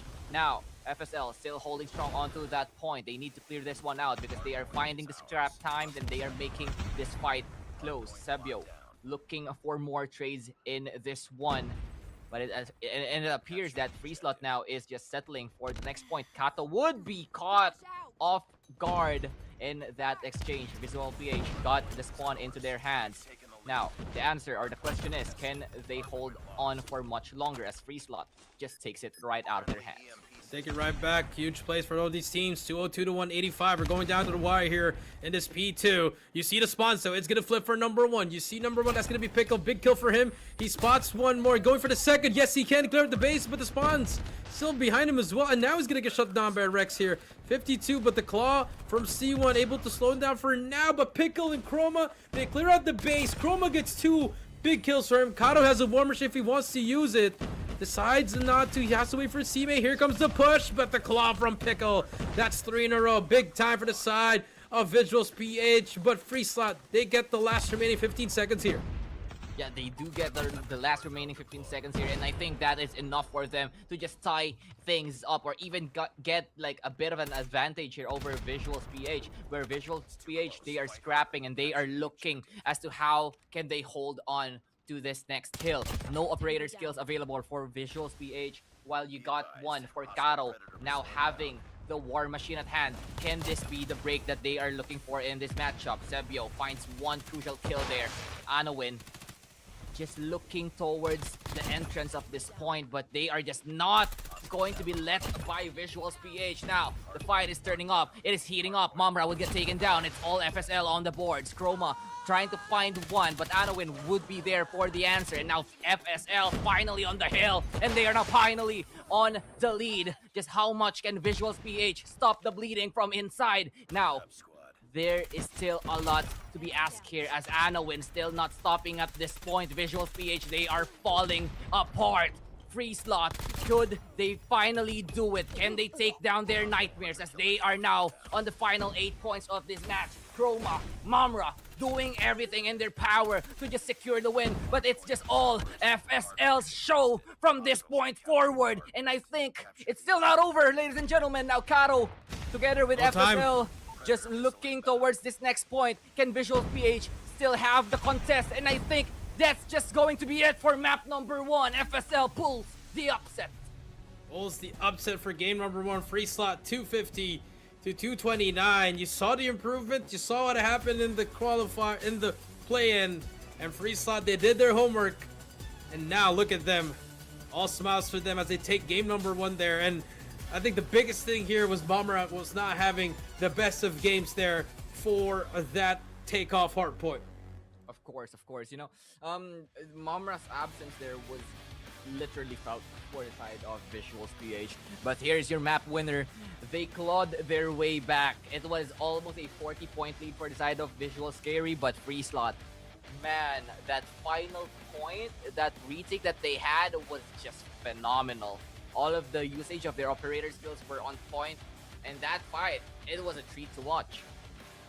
It was a treat to watch. I mean, and it's beautiful for FREESLOT. And actually, you know, we've been feeding the wrong information. FREESLOT, they were actually the number 2 in Thailand. You know, ASAP did win the Thailand regional qualifier. So, I mean, for a number 2 team here, they're really showing up here. And you saw the veteran leadership here for both of these teams. It's really great to see. Take a look at the highlights here. I think if Mamra was able to get at least half of more of those kills, I think we would see a different kind of game here. And just the pressure, the hill pressure from VIZUALZ SKAERI, especially in that P1 in that third set. You saw Sebi with a death machine. He was waiting for his teammates to get on the hill, but they just could not win their fights there. That time alone was good enough for FREESLOT to just kept it close, and just the right amount of utilities being used properly. And that's the map of takeoff. You know, a game of comebacks is what you need. A game of runs is what you see in a map like takeoff. Yeah, you know, and you know, the thing there was you got FREESLOT, and then they are just jumping on the hill. That was like also one of the key differences here. They were just jumping on the hill, they were getting those frags, and they were having a blast here. I mean, look at the lead here for the side of VIZUALZ SKAERI. They got like a 60-point lead already, but you know, comebacks is the name of the game here for the side of FREESLOT in map number 1. They would take a 1-0 lead over VIZUALZ SKAERI. And if we're going to look at their history, it's kind of like, yeah, it was 250 to 90 for map number 1 in the hard point for VIZUALZ PH before, but now the adjustments has been made for the side of FREESLOT. Yep, I mean, take a look at the scores. I mean, Rex with 58, Sebi with 55. I mean, 4 players and 50 numbers, and the line of 5. And for Mamra, 30 and 49. And like I said, on the other end, I mean, 3 of these plays are all negative. And then C1 and Kato, the right place at the right time, was able to really step it up and get the dub there. When it mattered the most, that's when they showed up. You love to see it, and that's the moments you see in Hardpoint. Yeah. You know, that is what you really see in Hardpoint. And, you know, can you talk me through the absence of Mamra and just how much does that make of a difference here in this map number 1? It's huge because he has the Tempest, and the Tempest is actually one of the easiest operators to use. You can spam that, and you know, obviously his SMG presence is probably one of the best in the team, and now he's the least score. He has the least score out of all of the players in the lobby. So that's a huge question mark. You know, I'm not sure if something's happening to his phone. He's just having a best of days, but it happens to us. But I feel like SKAERI, you know, just have to bounce back. But now in a game mode like in Search to Destroy, with a momentum all-time high for FREESLOT, they're looking like they want to put this in a 2-0 already. Yeah, if they do get and manage to take that to a 2-0, I think that's going to be a lot of problems now for the side of VIZUALZ SKAERI, because they have to worry about FREESLOT because this is a very new scenery for the side of Visual Scary. I mean, yeah, losing a map is not something new for them, but if you're going to look at, once again, the play-in stage, it has been all Visual Scary just dominating basically that entire matchup. Now, them being taken down on hardpoint, arguably their best best game mode, that is for sure to take something in Visual Scary. I mean, the first game, I mean, if you look at the play, it wasn't combine. It was 250 to 90. Visuals took that, and now for SND, it's going to be firing range. That's what Visual Scary also won that 9-4, and then the control was going to be 3-0 here. Let's take a look at our MVP. It's going to be C1, 54 kills and a KDA of 1.23. Yeah, 1, 2, 3 for this man, but he has been lights out for that. You know, every single elimination that he had, it had impact. He was just not farming eliminations. He was constantly trying to jump onto hills, getting the spawns, and you know, he was one of the focal points, or like, you know, the things that they needed to get this map number 1. And C1 stepped up big time in that spawns. That's true. He definitely stepped it up there, and you know, the Thailand teams, they always have something when it comes to the group stage and of the playoffs. You know, you never know what you're gonna get. But now, with this team now going 1-0, especially in the Search and Destroy, where they are known to be one of the best. Let's see if they can make it 2-0. Here we go. Game number 2. Firing range, Search and Destroy, VIZUALZ, SKAERI versus FREESLOT. Starts here now in the rush for FREESLOT. They're going to take over A, but if you look at the Woodhouse, there's already a player there. It's going to be Pickle with the flank, and that's going to be a 4 versus 4 immediately. As Pickle's trying to find for more. He's going to get shut down by Kato. 3 versus 4. We hit the reset button here in this round number 1. And also the good thing that Sabio finds Scaro there, making this a 3 versus 3 now. Mamra, you know, he has been very scary with the shotgun. And let's see just how much damage can he do with this one. Sabio would be caught off guard there by S7G. Now FREESLOT having the space towards A side. I think it's going to be a retake now for the side of VIZUALZ PH. Could be a retake for them. Bomb is going to go down. It's a 2 versus 3. Chroma as well as Mamra. See if they can try to clutch up here. I like the setup by FREESLOT, but nice shot by Mamra. Okay. With the GS50 able to shut him down. And now he's going to shut down Chroma. It's a 1 versus 2. Mamra not having the best of games in game 1 is going to try to clutch it up here. In a 1 versus 2. Player is watching Overwatch for him. Spotting, he's going to get sprayed down. But at this point, you're stuck in a pickle here. 10 seconds to go. You have to defuse the bomb. No time whatsoever. Solid round for the side of FREESLOT. Yeah, solid round, quite indeed, for the side of FREESLOT there. You know, just managing and having the good plant so that they could have it open. And Mamra just was left with no choice whatsoever in that one. And it's a strong start for FREESLOT. And this could be very scary once again for VIZUALZ PH. Here we go. Round number 2 coming through. See the diversion here by the side of FREESLOT. They just get through B for free here. With that bomb plant should go down. Chroma's going to try to spray it down. He is going to be shut down by a player second floor, actually. That's a free push by now, and he spots another one. He has to back away, and this is why the team of FREESLOT is very deadly when it comes to Search and Destroy. Yeah. And just as we're seeing that, it's going to be VIZUALZ PH now with the man advantage. Pickle just pushing already. Hit marker from Karo means that he tagged something and it is limping for dear life. C1 now ready to provide assistance. And there's going to be some trades now. 2 versus 2 make that 1 versus 2. Sebio up against S7G, and that is FREESLOT once again taking another round.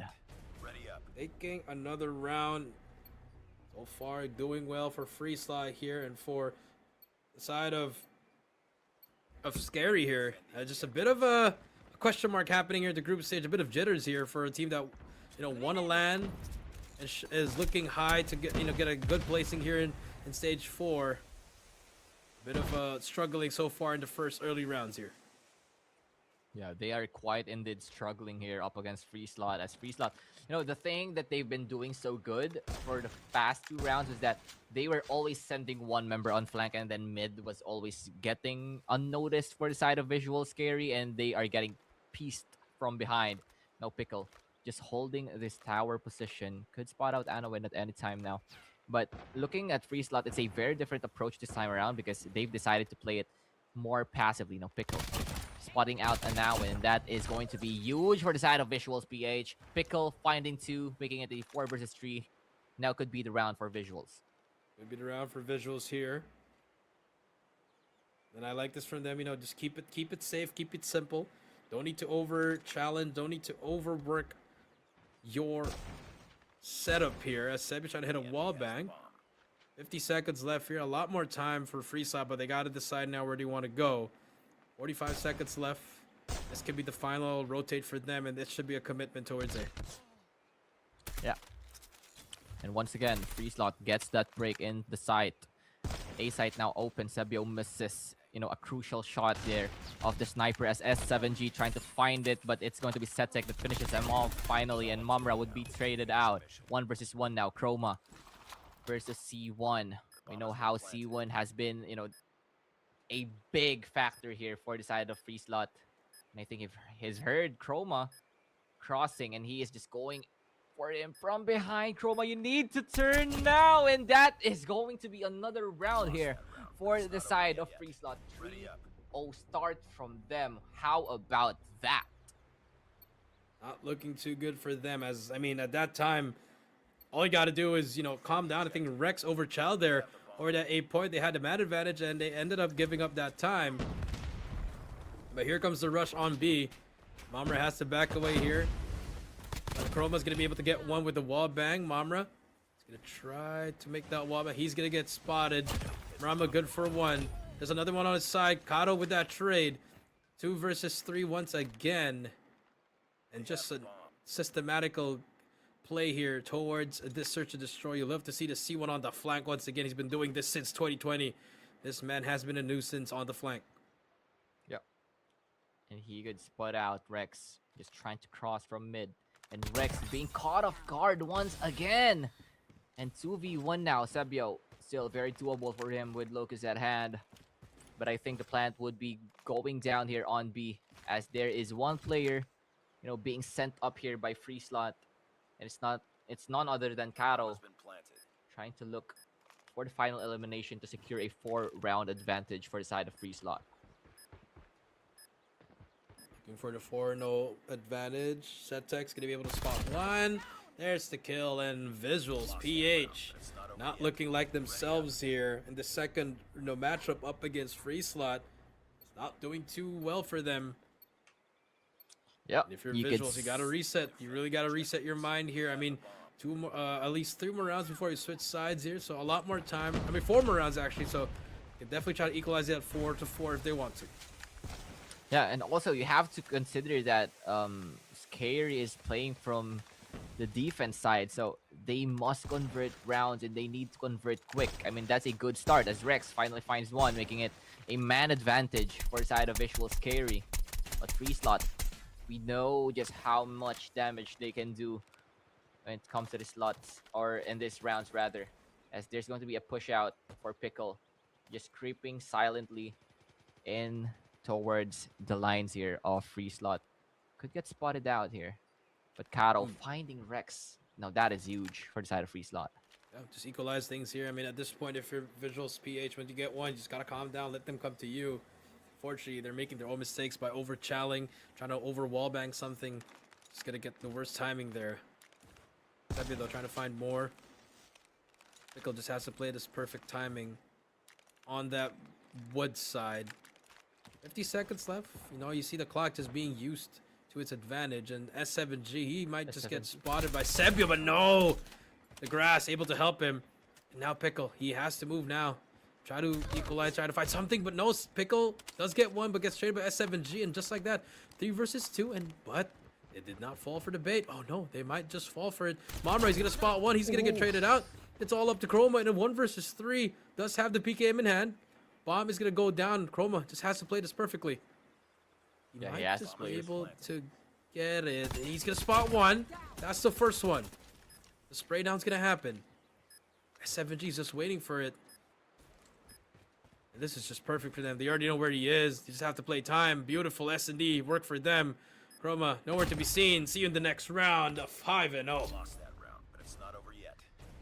Wow. I am speechless with this map.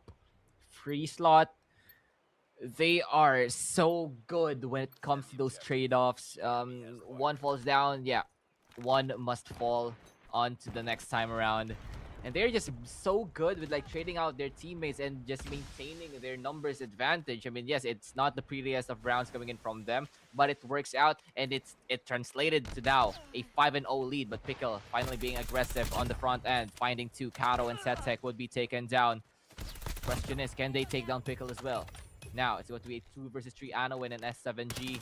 Going to get pincered here by the side of VIZUALZ PH. Could be the round that they're looking for. Finally put themselves up on the scoreboard as S7G finding Chroma, now a 2v2. And still, it's once again a 2v1 Rex up for the task, rather. You know, 1 kill to his name. S7G with 11 eliminations. And Anowin just providing so much support for this team. Yep, they are. And now and timing is everything here. He's probably going to get Rex caught off guard here. Timing is immaculate here. You don't see this every time. Now Rex, 1 versus 2 once again. He's trying to clear every single corner. Time is not on his side. As a now, and he's going to spot him. He's going to get shut down. Nice shots from Rex. 20 seconds left here. S7G just got to play time here. This could be the moment. It's going to be an easy kill. 6-0 for FREESLOT. My goodness. 6-0 in the offensive side. And for VIZUALZ, SKAERI. Difficult decisions to be made here. What kind of S&D do you want to play? They've been trying to play very aggressive passively, but it's just not been working out. Just got to back up, give up the side, play for retake here, in my opinion.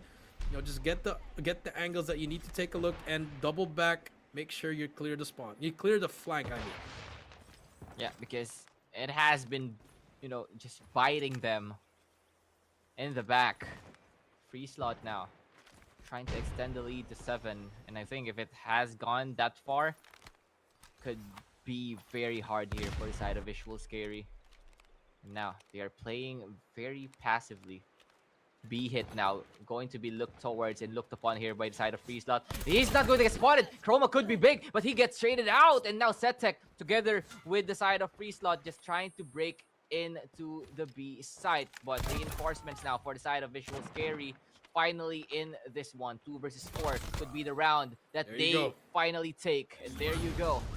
VIZUALZ SKAERI finally on the board. Oh, just some stop the bleeding, you know. I mean, just to get one on the board, and now you have one more round before you switch sides here.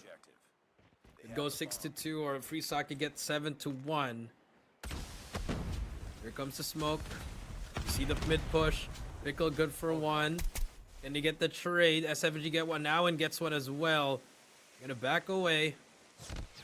He got called out. S7G gets Rex. It's a 4 versus 2 once again, and now he's on top. They know he's there. There's only one player in that P2 side. S7G, he's gonna be wall banged. Nice shot by him. Now has to back away, wait for the proper mo. He gets spotted. Information is given, and just like that, being on that corner, and now he gets that kill. Now again up to Chroma in a 1 versus 3 once again. Yeah, 1 versus 3, a very tough task for Chroma. He needs this one. They need this one. Finally finds the first one. C1 still waiting on that trailer side of things. 16 seconds left to work with. C1 lands the first shot onto Chroma and finally finishes him off. And that would be now 7-1 for the side of FREESLOT. Only 2 more rounds to go for them to finally secure their 2-0 lead here in this series. Yep. No, it could be 7-1, but VIZUALZ SKAERI. They finally have the bomb in their hands. They can set that pace. Doing the exact same thing. Slowing it down. Not trying to make a lot of mistakes. Letting their snipers do the work. But you're going to see the discipline here for the side of FREESLOT. Let's see who bites first for that bit. Yeah. And this is the point where VIZUALZ SKAERI, you know, they just don't have room for errors at this point. You got FREESLOT just 2 rounds away from sealing the deal here, and them being up 2-0 in this series. Not a very ideal situation for the side of VIZUALZ SKAERI. But if you're going to look at the rotations, there's 2 players already committed here on B for the side of Visual Scary. But they have C1 to worry about. I mean, Pickle finally gets information, so that's good for the side of Visual Scary. Question is, will they push in? Because if you're going to look at the trailer, 2 members for FREESLOT just waiting. Yep, they're just waiting here. This is a trade spot here, and 7G, 14 kills. He's waiting for the right moment to pounce. Yep. This is gonna be huge for him. 45 seconds left. Visual Scary. Gotta make a commitment now towards a bomb site. 35 left. It should be 8. Here comes the smoke. Here comes the 7G gets caught by Pickle. That's a huge kill. He shut down that flank through. SetTech's gonna be able to get nothing there. And now and gets 2 though. That's huge kills by him. C1 gets Pickle. It's all up to Mamra in a 1 versus 3. And The it's discipline for the side of FREESLOT. Mamra's gonna get spotted by C1, and that's match point by FREESLOT. And it's all falling apart now for the side of Visual Scary. That round, they found the lurker already, but the trailer was their demise. And now, looking at match point for the side of FREESLOT, will they be able to finally close it out this time around? The rush coming in from Visual Scary onto the A site would be successful. Retake for FREESLOT is now up. Will they finish it off, or will Visual Scary still find a way to fight back? Yep. Here comes the nades. Here comes the smokes. The retake could be quick any moment now. Mamra's gonna be the first line of defense here. Here comes the push. S7G. He is gonna get caught. He's gonna be able to get one. Chroma gets a trade over at that trailer. Back and forth. Rex gets SetTech. It's a 3 versus 4 now. Kato looking for that corner. He's gonna be able to shut down 1 and 2. Chroma and Rex able to get the kills there. 2 to 8. Still a long way to climb in order for them to force it overtime, but at least a round win on the board. Another round for them. It's still, again, match point for the side of FREESLOT. Yeah, exactly. It's still a very long road now for the side of Visual Scary. Because FREESLOT, all it takes is one mistake from Visual Scary for them to mess it all up. S7G being so aggressive on that back end, finding 2 people, and now it's going to be a lot of pain for the side of Visual Scary. Them trying to fight back. Pickle still on the wood side of things, and now it's all up to Chroma. Will he be the lifeline that Visual Scary needs? I think information on him has been gathered already, and that would be it. FREESLOT taking down a Visual Scary in S&D 9-2. I repeat, 9-2. 9-2 we go, and now 2-0 in the series, and 1 more for the 3-0. Moving towards the control, a bit more of a balanced match after what we saw in Hardpoint. Definitely going to be a different kind of Visual Scaries here. They really need to step it up here, but congratulations to FREESLOT. Up 2-0 in this best of 5. 1 more to close it out and call it a day. Yep. And we're heading to a control for map number 3. I think that could be a restart now for both of these teams. Once again, we're heading back to the spawns. But FREESLOT, with this confidence that they currently have as of the moment, they are hard to stop. And the things that they did here in this S&D, they just played it so good. Every trade there was one man always waiting for the other. The flanks coming in from S7G were very deadly, and that got them over the hill. Now 2-0 up in this series.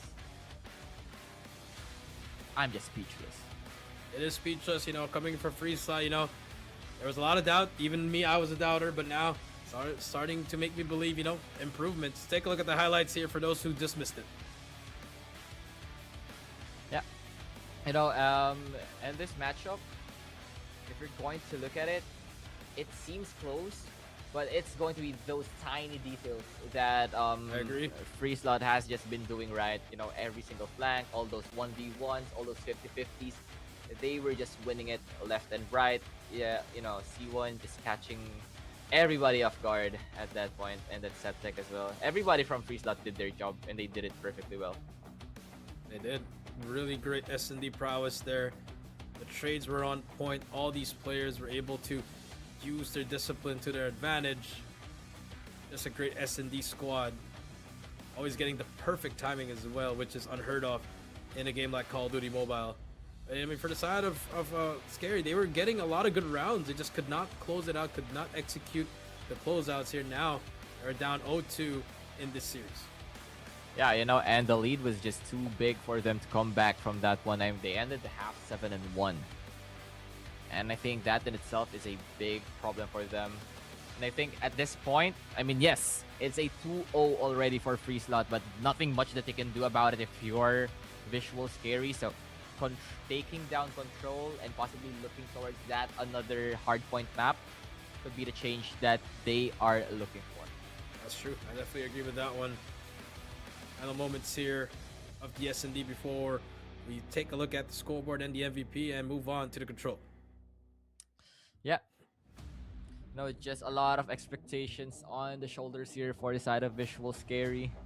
And, you know, it's just a lot of surprises after surprises. Well, this man made a lot of those surprises indeed with those flanks. And it's none other than S7G as your map MVP for map number 2 with 17 eliminations and a 2.43 KDA. He was just so good at catching everybody off guard, winning those head-to-head gunfights, and just closing out rounds is what this man does. And he would be our MVP and very deserving of that. Yeah, he was. He was just getting a lot of free kills, not even a trade from the enemy. Get free kills, get away with his life. It was such a nuisance on the map. Not even also a Nawin was doing well. C1 was also watching the flank. Everybody was doing their roles here. Take a look at the scoreboard. S7G with 17 leading the team of FREESLOT to the victory. And now they are one map away from taking home the series and, you know, moving up to the standings as well in this day number 2. Yeah, and if they manage to take this one 3-0, I think FREESLOT, they really are a threat at this point, because securing a 3-0 victory could put them like what, number 4, number 3 in the standings already. But yeah, but it's going to be raid in control for map number 3. FREESLOT just one map away from taking this series. Visual SKAERI still, they got ways to fight back, and they need to fight it. They need to find it, especially on this control, because if they get still overwhelmed, I just don't know what to say. Because if we're going to look at map number 1, right, hardpoint, they were leading when it comes to eliminations, and I think eliminations plays a big factor when it comes to this control maps. That is true. Let's take a look at it. SKAERI, FREESLOT. I mean, the reverse sweep starts here if you're on the side of SKAERI, and for the side of FREESLOT, just one more game to close it out. Make it a 3-0 and close our second series out. Not the way that we wanted to see. You know, we want to see more games here for SKAERI and for FREESLOT, but it has to start here as we see your raid control about to load up. Will this be the final match for this series, or will we see a game number 4? If you're going to ask me, I still don't know. At this point, I don't know. If you were going to ask me like earlier before the start of this series, I was like, oh yeah, it's going to be Visual SKAERI taking down FREESLOT here on the control map. But now, looking at things, wow, FREESLOT, just look at that opening. Just finding 4 members right away. 4 down immediately. Now Setex on the corner. He's going to be able to get one more. He's going to get spotted by Rex, but the A point is going to be on that first tick. Pickle is going to get shut down by C1. Rex, though, going to get 3 more. Nice shots by Rex, but the nade from Kobe range. Able to shut him down. Sebia now trying to get that player. He's going to try to get that snipe, but unfortunately, he's going to be pressured. A's going to be captured, and for the side of FREESLOT, they are doing well in this control. A capture is complete. Another minute added. And oh no, that is a lot of problem, because A is generally the side that you don't want to give up, because it's kind of hard to take down, but FREESLOT getting the A side means that they just have to work towards B now. And Chroma just trying to find those spawn traps would get taken down here by Setek. Now FREESLOT working and starting their campaign towards that B take. Setek now could be facing a lot of adversity here, but C1 on the other hand just doing what he does best, and that is to find kills. That's true. 15-17. This is still a winnable round for either of these sides. A minute and 35 left here. If you're free side, just gotta clear out the base here. If you're Visual SKAERI, you gotta hold down the line. Okay, you lose Momra there. C1 now trying to take the player on top. He takes down Chroma as well. That's another player. This could be the opening that they need. Rex though fighting for his life here. Nice shots from him. Can he make it the third one? No, he cannot. The Momra's there for the trade, and now he's gonna get shut down. But Setek on that coconut side able to shut down 2 players though. Huge kills by him. Finally, he's gonna get shut down. 10 to 11. We slow down to an S&D. Yeah, and now 10 to 11. Life advantage onto no one's hands, but Visual Scary, they are looking comfortable with this B fight. They're slowly but surely, you know, creeping in, and they are finding their way back. Sebio, What the? just No, it's standing checking the corner. still.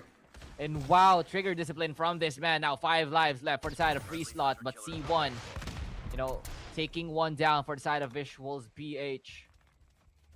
A minute is left. 6 to 4.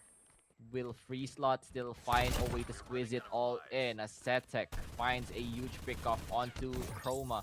Now Pickle with the claw would get shut down instead. And it's going to be a battle of patience now. I know it. Yeah, you have a Tempest though. This could be huge. And now in but the nade from Kato! Able to shut down one player. It's a 4 versus 3. It's down to a search and destroy once again. Tempest though from now, and he's just waiting for it. He spots when he knows he's there. Momra just has to peek his head. He spots him. Nice shot from Anawan. That's one. Rexto brings out the Annihilator. Equalizes the battlefield. Ready to miss on though from Rex. He's gonna be able to spot one. Setek's gonna get taken down. It's a 2 versus 2.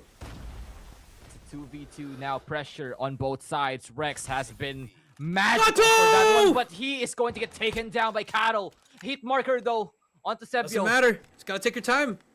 Gotta take your time and hop on it. There you go. Put the pressure on him, Sebio. He has to push now.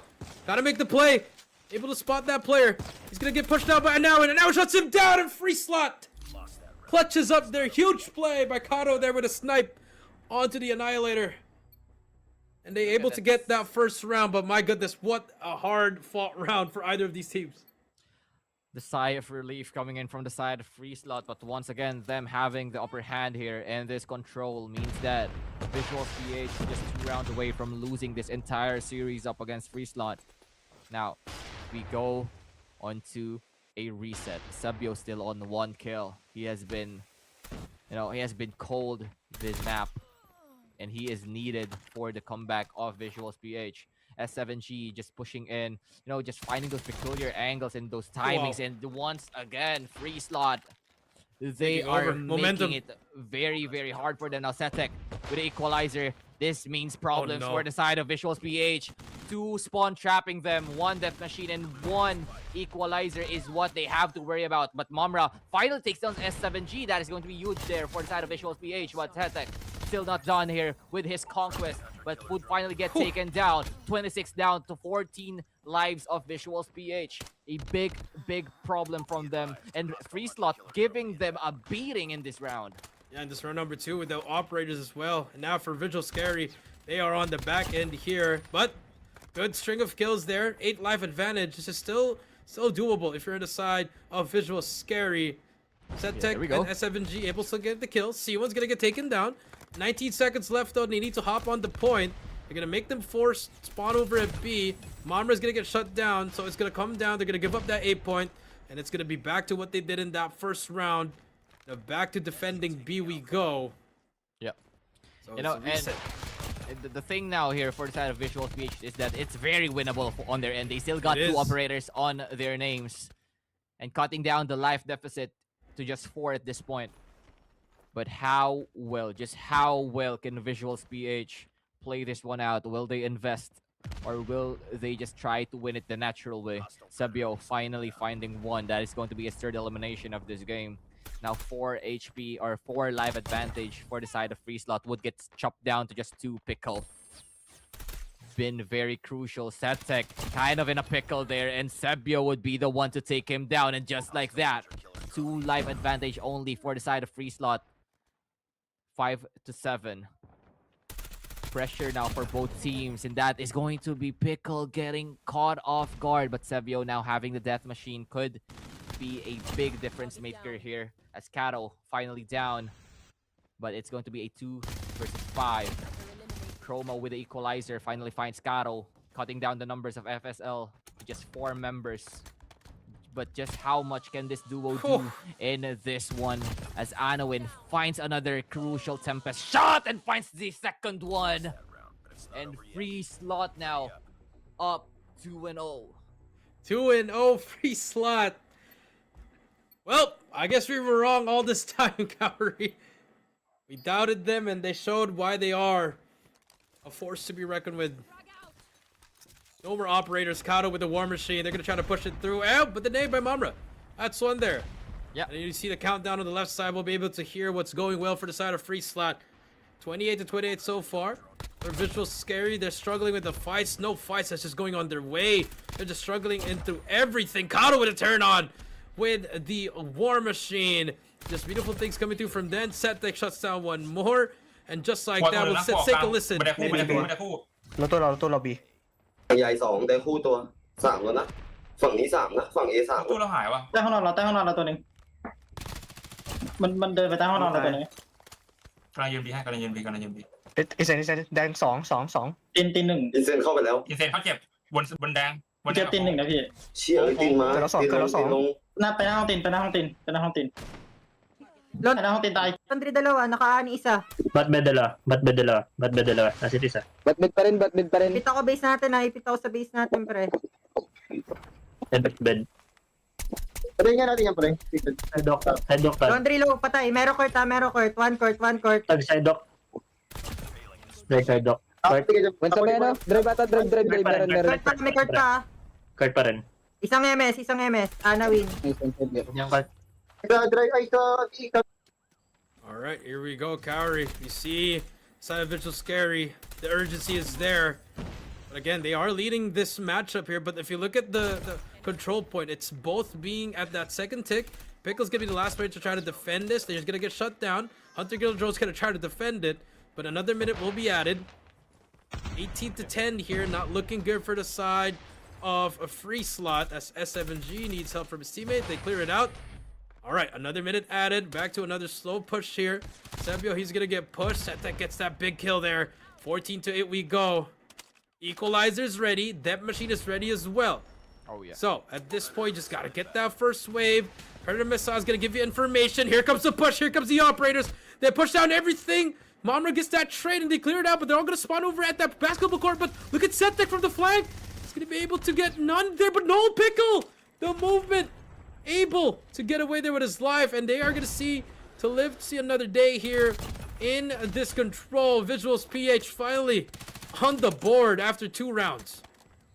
And you know, FREESLOT there just full sended it.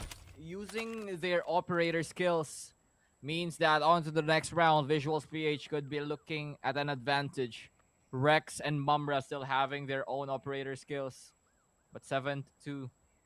Just how doable it is for the side of FREESLOT. Now they've got Kato just going to get hunted down, and the lonesome of S7G. It's going to be a tough task to like ask and have that man take down 5 members. As Pickle just backstabs him. And finally, VIZUALZ PH. Hold on to your seats, folks, as this one is going to get very, very spicy in just a bit. Yep, it's gonna get spicy in a bit. But let's see if they can close it out here in this next round. But for the side of SKAERI, they have their operators. 4 operators loaded up, so it could spell trouble unless anything could happen here once again. They get the opening kills here, and now gonna be the last player alive here. Gonna be able to spot more players, but Kato with a snipe there. Notice Rex is close. He's able to spot one player to shut down that player. Anowin, nice movement! What a chow by Anowin there. They shut down the operators. They haven't even used it, so it's still good if you're on the side of VIZUALZ PH. You still have a lot of advantages on your side. Just gotta start winning your fights here. Yeah, they really got to start winning their fights here as Pickle, finds a crucial 2-piece there. And he is not stopping, finds the third one as well. Now, popping off, the equalizer is Chroma. And he's going to find a lot of members, and he's just going to shred them in 2 pieces. Now, FREESLOT onto that 4 life disadvantage. Will they wait it out, or will they fight this round till its very end? As now, VIZUALZ SKAERI, they are looking quite scary in this one, actually. Now, 19-14 is the name of the game. Now, 4 life advantage for the side of VIZUALZ SKAERI. Getting chopped down here by the side of FREESLOT Settek. We know just how deadly he can be on those odd angles, but I think they have to give this one up to VIZUALZ PH. They're still trying to fight it. They have a war machine invested by the side of Kato. He's gonna get shut down, but the trade is there. And this is still a winnable round here for either of these teams here. Setek, I don't worry about his life here. He's gonna be able to take that player down. Another trade. Nice shots from Setek there. 11 to 9 we go. 30 seconds left. Visual scary. Big kills here, but Setek's gonna be able to take down one more. He's trying to go on a burner. Rex, he's gonna get shut down one more from mid. The call out is gonna be there, but he's gonna get that trade. 7 to 5 we go. S&D we go. And if you are FREESLOT, you just gotta slow it down. Slow it down. Get Kato. Get some snipes here. Check that corner. Able to get one. He's gonna get shut down by Sebio. 5 to 4. And now it is all Annihilator. down to this one. C1 has enough bullets to take everyone out. This is the first one. Still 3 operator skills left for the side of VIZUALZ PH. Do they invest now, or do they believe in their capabilities as C1 erases Pickle from this round? A very crucial exchange. Will they fall into the hands here of FREESLOT? It's a nice maneuver coming in from VIZUALZ PH. They just settled down. They were like, oh yeah, we need to wait out this Annihilator, or else it could be trouble for us. But S7G, you have to remember, he still has the death machine at the ready. Yep, waiting. if I was him, I would just pull it out right now. Yeah, that could be the thing. Because you don't want to go to a stage. From the side of... Ooh. No, what was that? That was such a bad move by him. Like, at that point, you just use your operator because you're not going to extend to a round 5. You don't believe in yourself if this is how you're going to do it. But now, though, we've seen him very clutch with this Tempest. He's be able to get one. But time is not going to be on his side. We are going to go to a round number 5. Just a bad... I mean, if you're FREESLOT at that point, why are you saving it for round 5? There's just no belief in yourself there. I mean, I would have used that machine and, live with the result at least. But now, you gave all the momentum to the side of Visual Scary. Round number 5 we go. You are on the defensive side. Let's see what happens here. Yeah, I mean, it was a kind of a questionable move there. Because S7G just waiting in that gallery. But now he is making up for it, quite indeed. As Mamra, okay, all right, okay. All right, I take back what I said. We take back everything we say. I mean, I would have ended the game, but I understand. Okay, maybe you made a play there, and Pickle, not the best to use a claw, but I guess it works that way. Setek though clears out the base. Now, if you're FREESLOT, you just gotta stop throwing your lives here. And if you're Visual Scary, you have that momentum. Make sure to win your fights there. Nice nade, but a double nade by Anawan shuts down that push towards B. Yeah, and now the fight is still very much close. Chroma kind of over. Wow, Anawan as well. Going to get taken down. Setek as well. Finding Mamra now. FREESLOT pulling away with this one. Rex will get taken down by Karo. Trades all across the board, but it's falling in the favor of FREESLOT. They are fighting so hard for this B hit, but will it pay off? S7G gets caught off guard now. Rex with his Annihilator at hand. How much damage, how much more can you find in this exchange? Karo in his close, but finds a crucial shot. This man is hard to stop, quite indeed. Finding 2 there, but VIZUALZ PH on the upper hand. Chroma would get taken down. That is a equalizer down for the side of VIZUALZ PH, and they are now have to face Setek with equalizer of his own, pushing towards the members of VIZUALZ PH, and that is kind of quite the overextension there. Now 9 to 7. It's anybody's game at this point.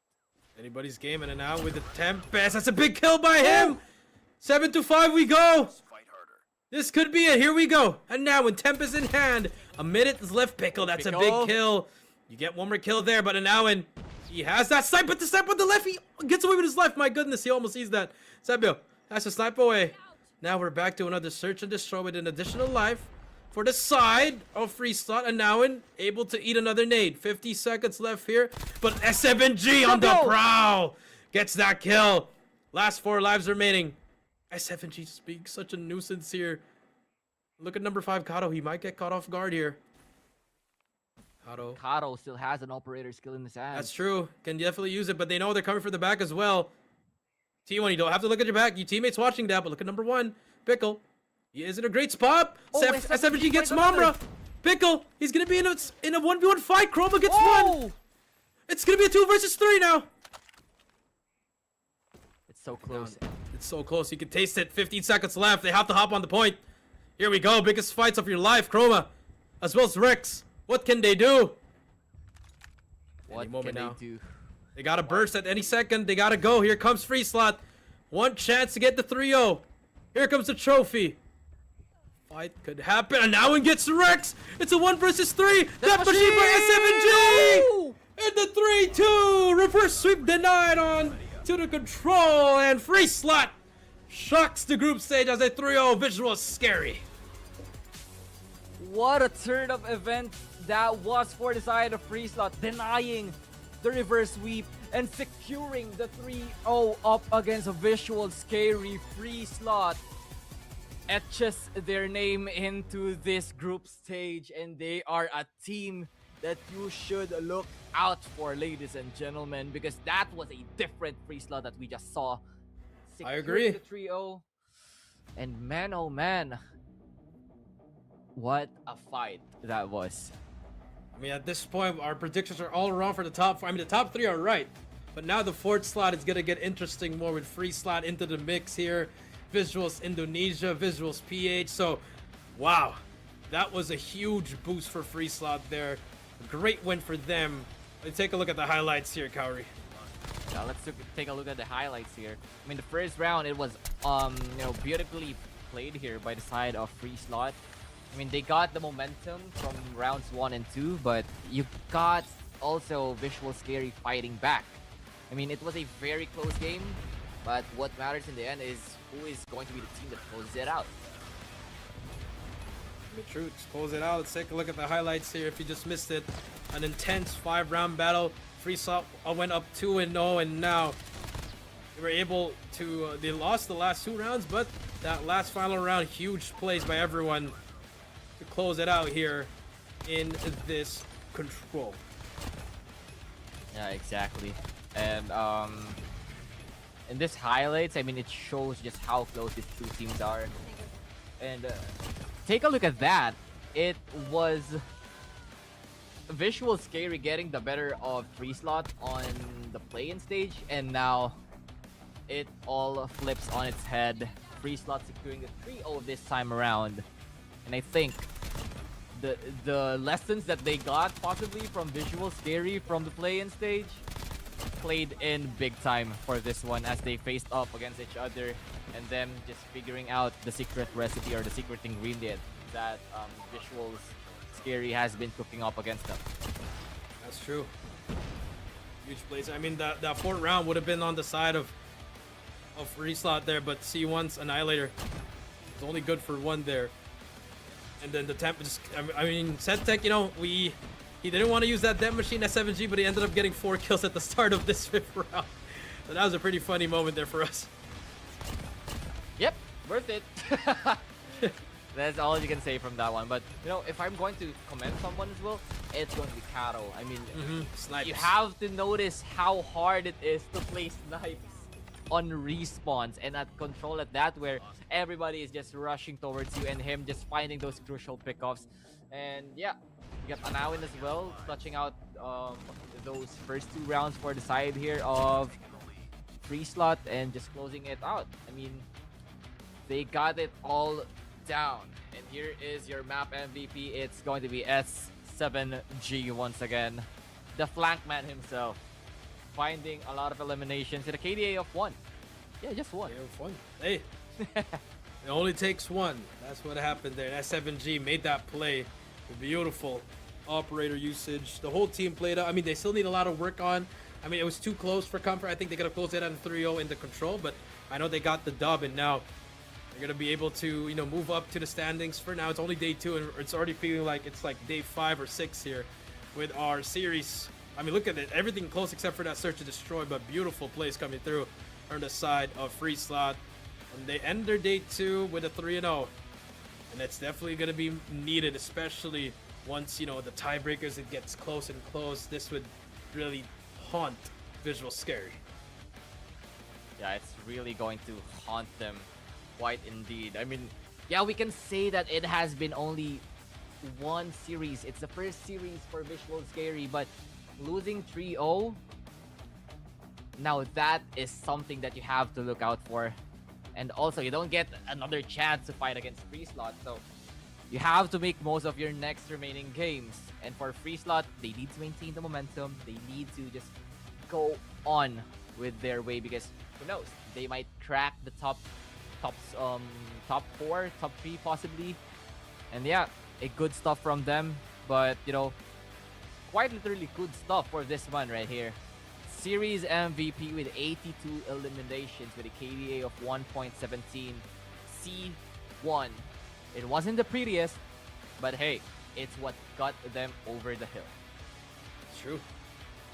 They got what they needed to do, and it was perfect for them. And now they're moving on to the next day with their heads high, as they got a 3-0 up against the 4th best team in the Philippines. Again, VIZUALZ SKAERI 0, FREESLOT 3. That's going to be our second series done and dusted.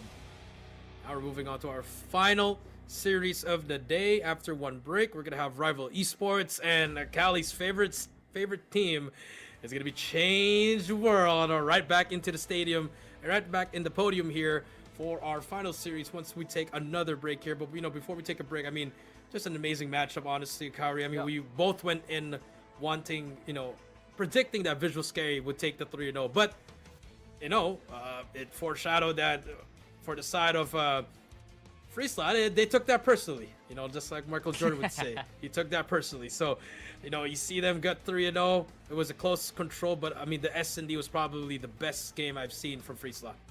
Yeah, that S&D was just phenomenal from them. I mean, everything worked out.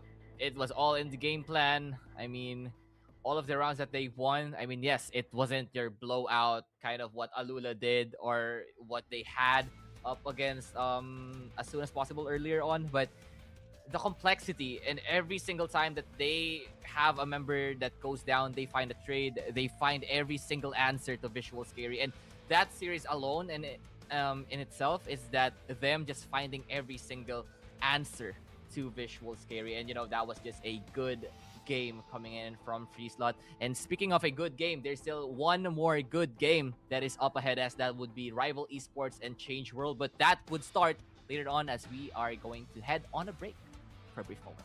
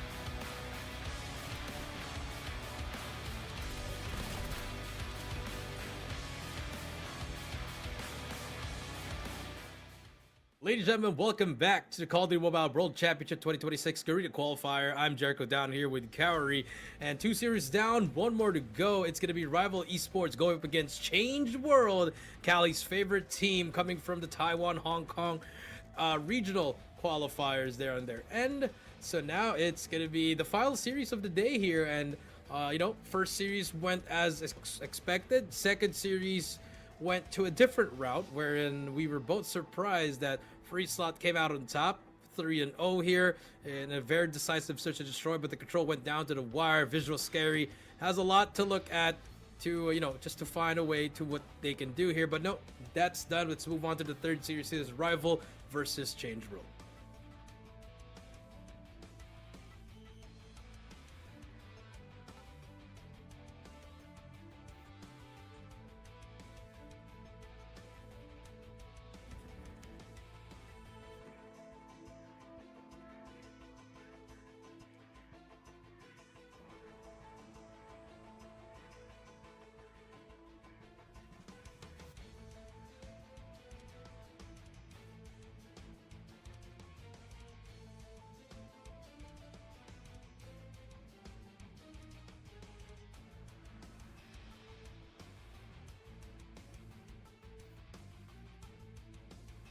Okay.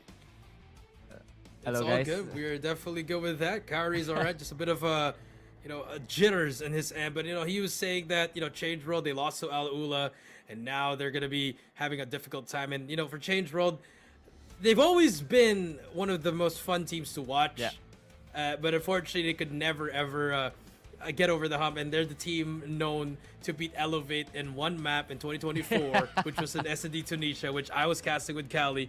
And it's true. They are pretty good in S&D sometimes, but their hard point of control, it always gets better each time. But the teams that they're always facing is just always 2 steps ahead, which is Rival Esports, which I am going to predict that this one will be a 3-0. There's not going to be another story here. I'm going to go with Rival Esports here. Yeah, I mean, that could be the thing here now for the side of, hopefully I'm getting hurt now. Hello, guys. You're good, you're good. anyways, this time around, I think, it could be the same story once again as to when they faced Elevate, because, if you're going to look at things, I think Rival Esports and Elevate, they're like neck and neck, basically, at this point. That's true. And if you're Change World facing up against another team in the caliber of Elevate, it's hard to, put your expectations to have a different result this time around. But hey, surprise us once again. Change World changed the world quite indeed this time around. And I'm just ready for this series. Maybe Change World has something new. They improve each and every single time, but change doesn't happen overnight. So once again, this is the Garena World Championship qualifiers for Garena, and here is your group stage standings. After everything that has happened, ALULA still on that first slot, while Elevate is going to be number 2, and FREESLOT actually securing the number 3 slot for their own. Also, you got VIZUALZ on number 4, Rival Esports now on that 5th slot, as soon as possible, dropping down to number 6, Change World on that number 7, and of course, VIZUALZ SKAERI suffered a grueling defeat earlier on, 3-0. But this time around, it's going to be a way different matchup. It's Rival Esports versus Change World. The first map going to be Summit. My favorite map on hardpoint, because there's just a lot of action in this map. Yep, again, Summit, Meltdown, Crossroad, Takeoff, Firing Range are 5 maps here for this final series of the day. Again, Rival Esports, Yato, Tin, AG, Jibby, Josh, Ichikawa, Navier, M4, Bai, and Kai. All these players trying to prove a point here. Here we go. Game number 1 is about to start. Loading up here. Here we go. Final series of the day. Change World, Rival Esports, Hardpoint. Game number 1 in Summit. Yep. And it's all nothing but hype from this point. As Rival Esports would be the first one to get the first points onto that hill and just securing down those power positions. Now Jibby just holding down this second floor with absolute precision, but Kai is there to find the answer. Still no points for the side here of Change World. Could be changing that in just a bit, as Kai has been on a streak on that second floor, but AG trying to retake it for the side of Rival Esports. And once again, earlier showings from Rival Esports that they are the better team indeed in this pawn games. Nice, 27-0 at the moment. Perfect kill so far. AG on a 6 in a row. Make that 7. Can he make it 8? The answer is yes. Can he make it 9? Mr. AG! Yes, he can. The Wonder Boy finally gets shut down, but fully streaked out. EMP at the ready. And you see Change World able to get at least 1 point from it. But Rival Esports showing why they are a force to be reckoned with here in this stage 4. Looking pretty good so far here after losing to ALULA. Trying to get some wins under their belt. Yeah, and they are not playing around this time as Change World manages to get 1 point. Yeah, 1 point from Hill. Number 1 could be a different story here for P2 as they are trying to navigate their way towards the defenses here of Rival Esports. They find the break, but here comes another wave of Rival Esports to contest that hill. But you know, putting up some good numbers is going to be Change World, but in just a blink of an eye, Tin finds 2. Trying to make it 3 at this point. It's going to be Rival Esports just dominating this entire map. That's true. EMP saw the ready for AG. He also has a war machine if he wants to use it, but Rival able to push it down. You see that war machine from the far side of your map. He's just trying to spray it down, just covering fire for the side of Change World. 15 seconds left as you switch over. P3 spawns. P3 Hill will be the next one. Yato to defend that. He shuts it down. Brand new specs for him means a better aim for Yato. Yeah. And right now, position would be secured by Rival Esports for the next hill. It was Change World that got that rotation up early, but they were shut down here by the side of Rival Esports. Now, they got operator skills for the side of Change World, but how much of a difference will it make in this hill as Yato, you know, finding kills with that Tempest, and also you got 3 members now on their operator skills. So a lot of hurt for the side of Change World if they try, you know, to even be seen here in the crossfire of Rival Esports as they are still getting shredded and pieced out here. And you know, Jimmy just spamming with his claw, making sure no one gets through the defenses here of Rival Esports. I mean, just easy. I mean, this is just light work for them. 100 points already into the hill here. 20 seconds left on P3. They're going to probably chain this to a P4 as well. Ichikawa is going to get shut down. By from the back. Able to take down Josh, but I mean, 15 seconds left here. Scrap time could be good for them, but now they just have to set up for P4, which they are already doing here. 5 seconds left here. You see the side of Change World. They have their operators at the ready. War machine out for Kai. M4 and Maver decide if they want to use it. This could be the perfect time. Yeah, this could be the perfect time, and this could be the perfect opportunity for them to just drive away Rival Esports. But how long can they hold on to the defense that they are currently doing as Rival Esports? Yes, they are getting taken down, but it's just only a matter of time before they break into the hill once again. Rotations now being made for the side of Rival Esports. It's going to be a big push for them. Josh would get taken out. Change World doing something good here at this hill, but they need to hold on. No more operator skills available for them. I mean, Ichikawa has one, and the Tempest now would be down, and just like that, Rival Esports manages to snatch away the hill from their hands. Yep, snatch away the hill, get control. AG on another 8 in a row. EMP at the ready once again, building up his streaks, brings out the War Machine for the 2nd time already in the hill. Beautiful operator usage by him, 140 and counting. 15 seconds left here. Rival Esports about to reach 150 point mark, just 100 more points before they take the win in this game number 1 in less than 4 hills. Yep, in less than 4 hills, that would be something else. Now Change World stuck with like 40 points onto their name. Rival Esports already crossing that 150 point mark. Yaro just spotting and just trying to, you know, find some bullets in the darkness. And once again, same story for P1 as Rival Esports. They got their you know, they got their positions right, and we've seen just how well Rival Esports is currently playing in this map. And speaking of playing well, we can hear them in just a bit as to how the communications are going on for them. But as of the moment, AG just finding kills. But right now, let us take a hear Be careful din eh. Patay, Mestra. Patay basement, pre. He's dead, bro. I think they're in connector. Green spawn. I got basement, bro. Ay, one in A-stairs, bro. He's dead now. I heard him. One in 2nd floor. Bro. Ito eh. I think one in connector. One in connector. He's dead, vamos. 我反刷火。等会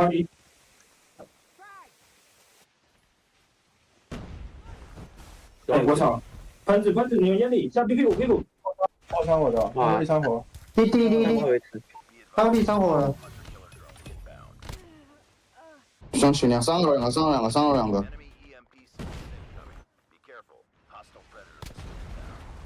点钱。 And just like that, we can see the intensity of the communication for Rival Esports. They are not here to play around, quite indeed, as they are extending their lead by a huge margin and could be looking towards the end of this map in just 2 more points. That's true. I mean, at this point, I want to hear Tin get Tin on an English interview here after the game, if that's possible. I mean, he was calling out in English, and that is very uncharacteristic of him because, you know, usually he's just a free spirit here, but I mean, Rival Esports 197 to 68 here. Looking like this could be the end after P3. War Machine out for Kai. Good for nothing there. 205 to 68. It's just a dominant control. Wire-to-wire victory here for the side of Rival Esports. Yato reloads, recharges, resprays, but Ichikawa able to shut him down here. We'll finally get the last 3 seconds, but look at P3. Rival Esports already set up, looking to close it out. Yeah, looking to close it out, but they would need a money hail indeed. Change World, can you still extend the game further? Ichikawa would get caught out, and it's just all yellows in the kill feed as Rival Esports just wiping the floor here with Change World. Now Change World, they have operator skills at the ready, but how can they find the break as Tin finds that crucial shot, and that is going for sure to hurt the side here of Change World. Ichikawa now with the equalizer at hand, will he pop it? But the answer is no, as Yaro would take down Ichikawa, and still, Change World not finding the break into him. Yep, not finding the break. Jibby able to get it. Ooh. He's gonna get shut down by the Tempest by M4, and the spawns have flipped here. So Change World finally getting some from it. M4 with that Tempest. He's been doing well with it. Can he find more? Answer is yes, but Jibby is gonna be able to survive that.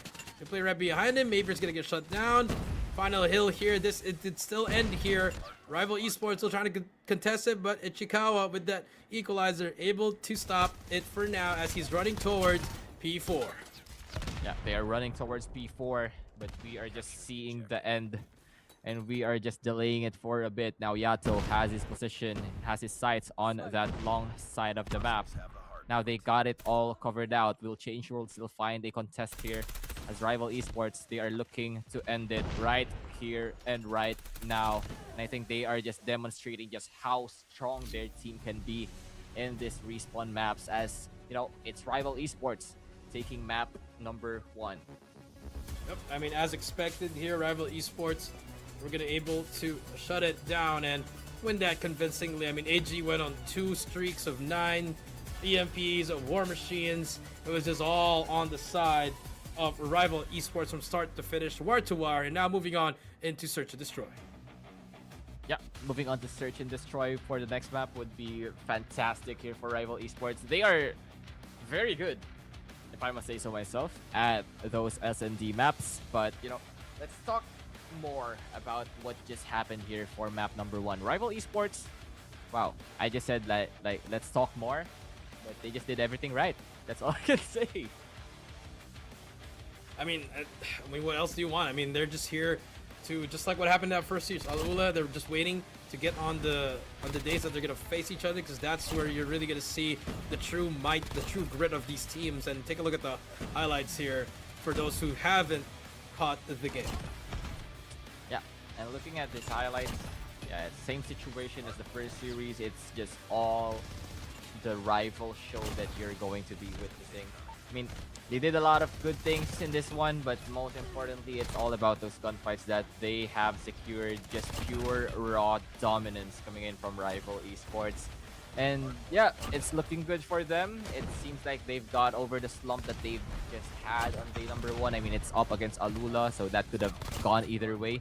But yeah, a good way for them to stack up points and, you know, regain those lost points that they've once lost on day number 1. That's true. Final moments here. Miyato was on a burner.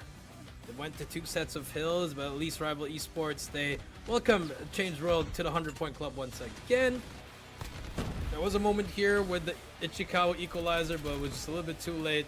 Last point there, and that's gonna be game, as it will be 1-0, and AG will be our MVP. 37 kills and 2.47 KDA. Yep. I mean, everyone for the side of Rival Esports did their part, but this man right here, did something more than just that. I mean, having a KDA of 2.47 in a hard point, that is some spectacular stuff there coming in from AG.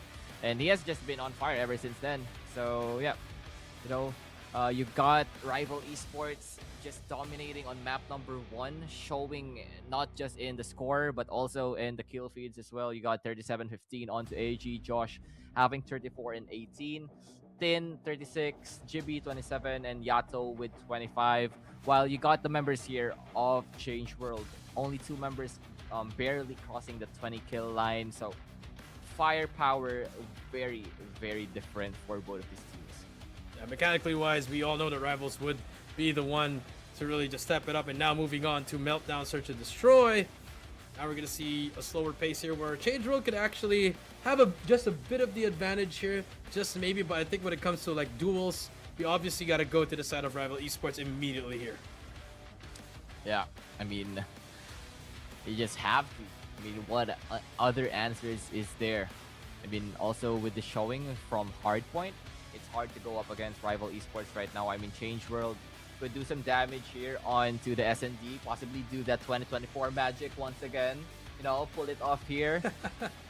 But it's looking kind of grim for them as of the moment. But still, anything is possible. We are not counting out Change World in this one. They just need to take it one step at a time. And that could be the answer that they need. That is true. That could be the answer that they need. So hopefully, here we go. As we're about to load up in game number 2, will we see Change World change the world, or will they go down 0-2 in this best of 5? Game number 2, Meltdown, Search and Destroy. Yep. I mean, right now, let's look at it. I was asking for a Meltdown map, and here we have it. You know, first start here, you got Ichikawa just finding the first frag. A very good opening for the side of Change World, finding 2 members here on the side of Rival Esports, getting the plant down as well. Bomb down. Yato gets 1. It's a 4 versus 3. Still winnable for either of these sides. That's a nice nade by Yato again. Make it 3 versus 3 now. Change World did get the bomb down, but here comes the push. Could be a pinch happening. Yato's gonna be the first one, gets the first. AG's on the corner. Last player alive is gonna be by with the SKS though. He's gonna be able to get 1, but Yato clears out 4 in a row for him and the defuse, and that will secure the first round. Wow, and a strong first round indeed. You know, it did had some hiccups here and there, but it was all figured out. Now heading on to round number 2, Rival Esports. I think they got the read already on the Change World. Yato with 4K. Wow, that's crazy. Yato with 4K. Let's see if they can continue it. Here comes the nades, the push. Mavier gets one on Jibby. Mavier's gonna get shut down by Josh. It's a 4 versus 4. We go. Another rush from them. Here comes the nade spots by Yato. Is he gonna be able to get one more? Answer is no, as a trophy blocks that. Bomb will go down. Now he's gonna play for retake time. Yeah, retake time now for the side of Rival Esports once again. AG just, you know, walking his way towards that plant site.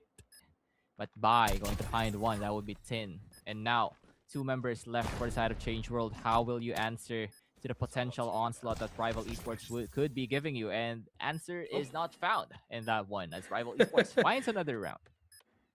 Yep, there you go. Another round for them. Another fast, quick retake for them. You love to see that for them. See Rival Esports really just stepping it up here in this Search and Destroy. It's only the first 2 rounds, still a long way because it's first to 9, remember. So Rival Esports and Change World, they have a lot of time to work here. Yep, a lot of time to work here, quite indeed. They are getting, you know, the early pickoffs. They are getting those at least, but they just need to close out rounds, and I think this could be it. Finding 3 pickoffs right off the start could be a good thing now for the side of Change World. Yep, there you go. Could be the opening, but again, anything is possible here.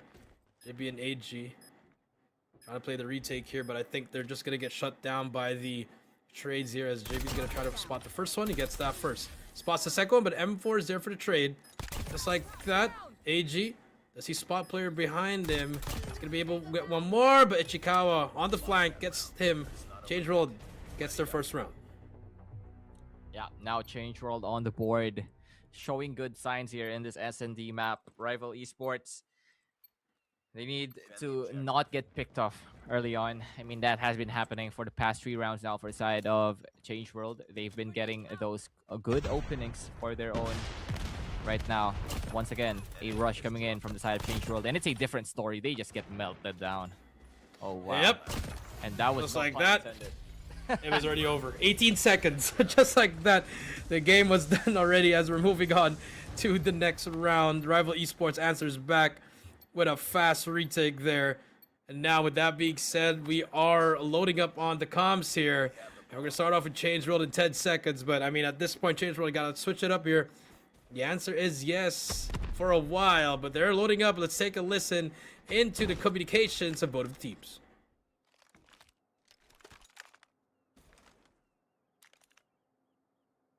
他从前面好像角度，但我怕他是狙。哎，点在 B， 我们听到。我被闪了。点应该就中国应该有点子半血。有，他楼梯，他看到我了，我感觉他是楼梯。有。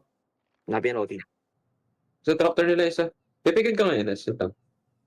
Yes, ako na lang. Patay. Yung ka na yan. Pipig ka na. Siyempre yung Esra. Tao, ito ay pang Dalawa dito sa boiler nila. Dalawa outer A, tas isang angka. Ilalim pala, pre. Hindi naka-DSNT na. There you go. You hear the comms for both of these teams, you know. Rival, very urgent, and for the side of Change World, just a bit of a chill, you know, just letting the game come to them. But there's only 45 seconds left here. They gotta make a play here. As now you see one player underground is gonna try to make that play, but maybe it has to back away. They need to commit to a site now. Yeah, they do need to commit to a site now. I mean, still, number advantage is good for them. Oh, there you go. Now it's going to be 1 versus 3 actually. Now Yato has to play this one to perfection. Having the Lucas at hand, it only takes 3 bullets. But it's 3 members from Change World that is rushing towards him, and that is the second round found. Now for the side of Change World, Rival Esports, they let up the lead from the start of the round, and Change World were quick to punish it. There you go. Nice round for Change World. At least, you know, get one. Fortunately, they still have to try to tie it up. It's still early here, so a lot more things that they can do here. But now another rush towards A. Another one in number 5. It's going to be Josh. He's just going to get stunned there with no trades whatsoever. Now it's going to be another 4 versus 5. And I like this aggression from Change World. They're going all the way. Okay. Never seen this kind of play in my time playing Call of Duty. But Ichikawa good for 2. Yato good for 3. Bomb is down. It's in spawn.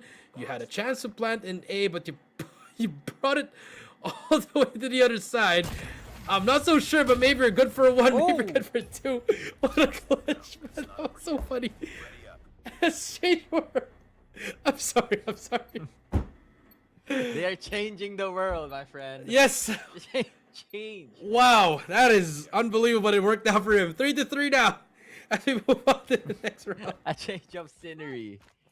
Maybe it was a change of scenery, right? Hey, it works. If it works, it works.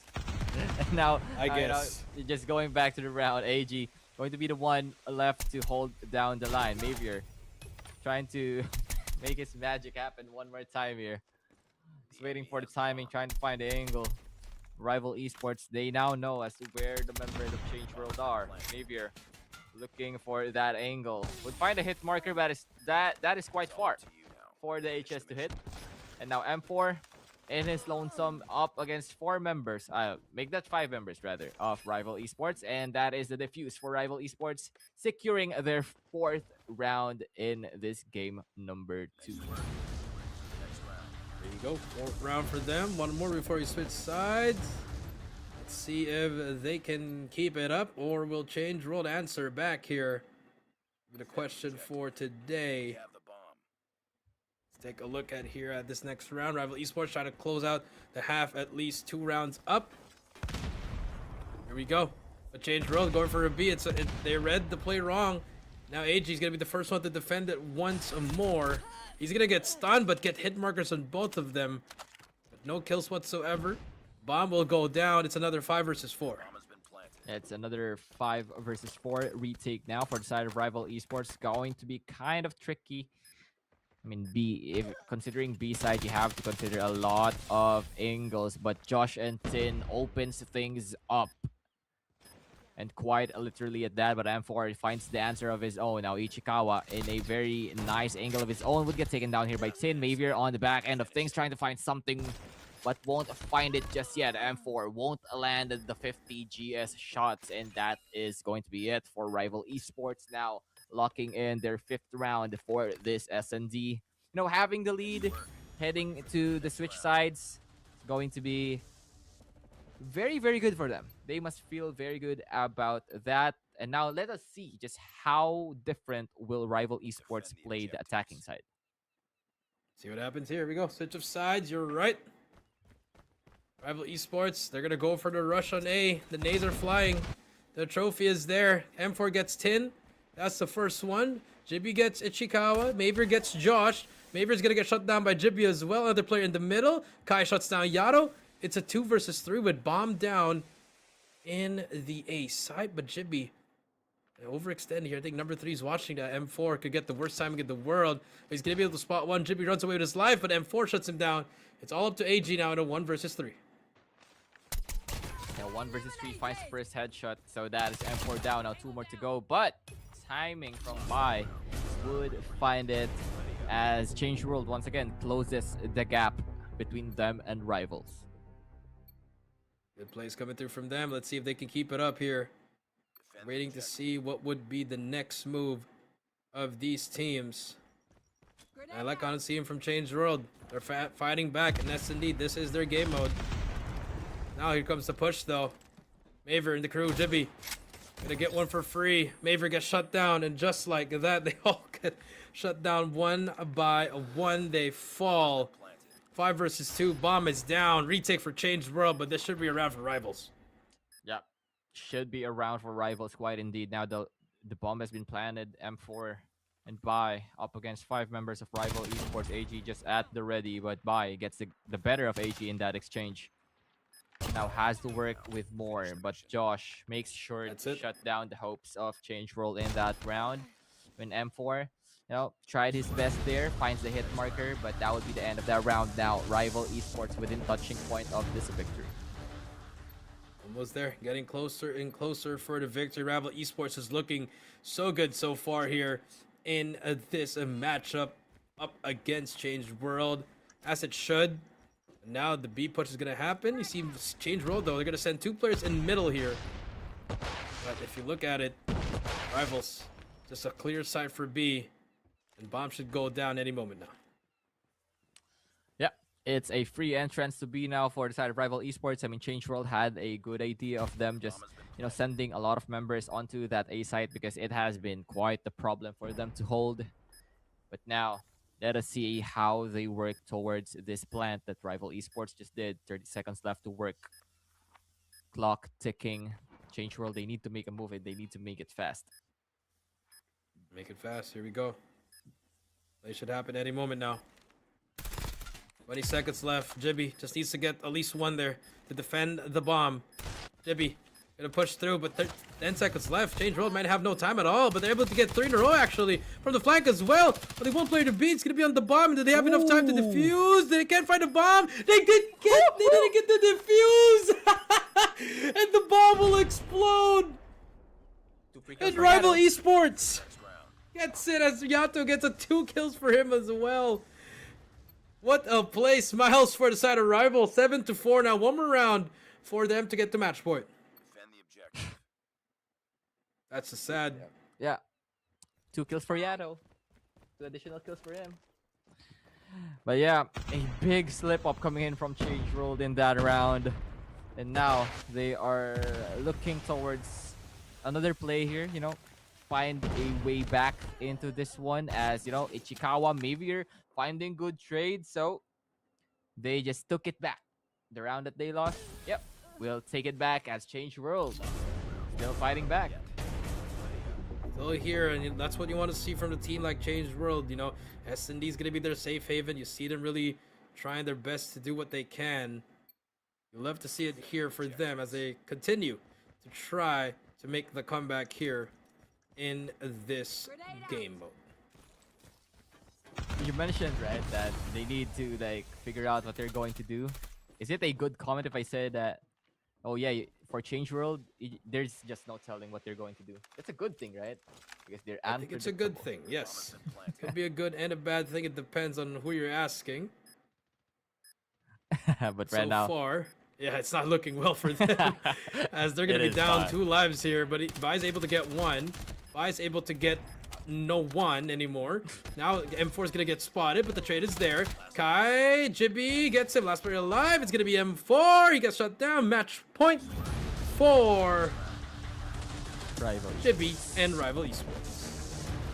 Yeah, just 1 round away from sealing the deal here. So I think there's no like 2024 magic for Change World this time around as Rival Esports. You never know. Oh, you never know. It's not over. My bad. Not over till it's over. Right now, Yato just looking towards the 20 frag for this map. And look at that, M4 with a collateral. And a collateral damage quite indeed for the side here of Change World, as Rival Esports now down to just 2 members left. 2v4, AG and Jibby. Show me. Just show me what more you can offer. Or will this be around as to where Change World could possibly be changing for the better of this map? Jibby finds 1. That would be M4 now down. Ichikawa would be the next challenger here to face up Jibby. Okay. And he would be successful to take down Jibby. Now AG with 50 GS. You know, the 2-tap potential of this gun can be quite scary. But still a minute left to work with on the clock now. Lock here, 1 versus 3. Jibby, he's gonna get shut down by Bye. And Change World, they're right on it. They're right behind them. Rival Esports is trying to close it out here, but that's the beauty of Meltdown. A lot of angles, a lot of opportunities to be able to work together as a team and be able to get the rounds that they need to. Rival Esports now on the back end here, still leading here. But Change World, I like how they're doing. They're doing much, much better than the recent years here. Here comes the push once again. Josh gonna be the first one. He gets 1, he gets 2, he gets 3. My goodness, nice shots from Josh. Jibby gets Kai. It's all up to Bye. And as soon as I was complimenting Change World, they do something like that. And unfortunately, this will be game. Yeah, this should be game as Jibby takes down Bye, and that is bye-bye now for the side of Change World for map number 2 as Rival Esports secures a confident 2-0 lead over their opposition. Yeah, I mean, it was a close game for the side there of Change World, but still Rival Esports securing and locking down that game means that they are now on match point. And you know what's worse? It's going to be a spawns matchup for the next one. It is going to be control now, and I think Rival Esports has it in the bag because of what they are just showing recently. And yeah, once again, once again, you know, map winners for game number 2. It's going to be Rival Esports. It was kind of a challenge, but yeah, the highlight of the game for me was the round the world flank, bomb drop, shotgun play of Change World. That was amazing. But let's look at the map highlights here as to what happened in this game number 2 between these 2 teams.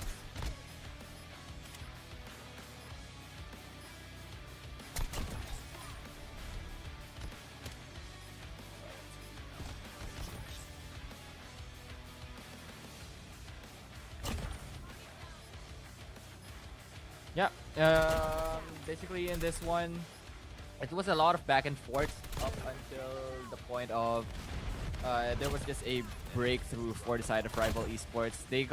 After they got the 5-3 lead at the end of the first half, the momentum was just there for them. I mean, still, you saw Change World having the glimpses of their own, you know, left and right, but it was just too much for them. It was a big task, you know, for them. It's Rival Esports at the end of the day, Philippines number 2. They just finished off a great season at GM11. And also to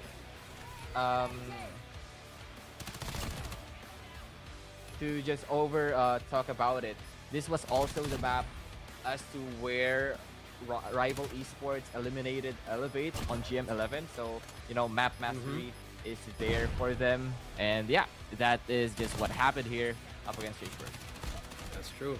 I mean, it's closer than we expected here onto the meltdown here, but I mean, like you said, that this is a map that's known to be the one that eliminated Elevate, but you can't hang on just to one map because it could happen, it couldn't happen again. But take a look at our MVP. It's going to be Yato at 19 kills and 2.11 KDA. Man is he's an Eastern champion. He definitely knows what he's doing here, so definitely a player to look out for. And hitting the right stride at the right moment, I think that's the biggest thing that people need to look at Rival Esports. Yes, they didn't win GM11, but they did beat Elevate, and now their momentum is just slowly going higher and higher and higher until they make it to that playoffs. Yeah, I mean, Yato was just amazing in that S&D map, 19 and 9. I mean, well, the rest of Rival Esports, you know, they did their part, you know, they did their job there, got over the line, but it was Yato that was the biggest difference, basically, in that one. I mean, Yato was pretty much a predecessor of PJ. PJ was, Yato was the original. He was the wonder kid. He was the one that was really the Terminator.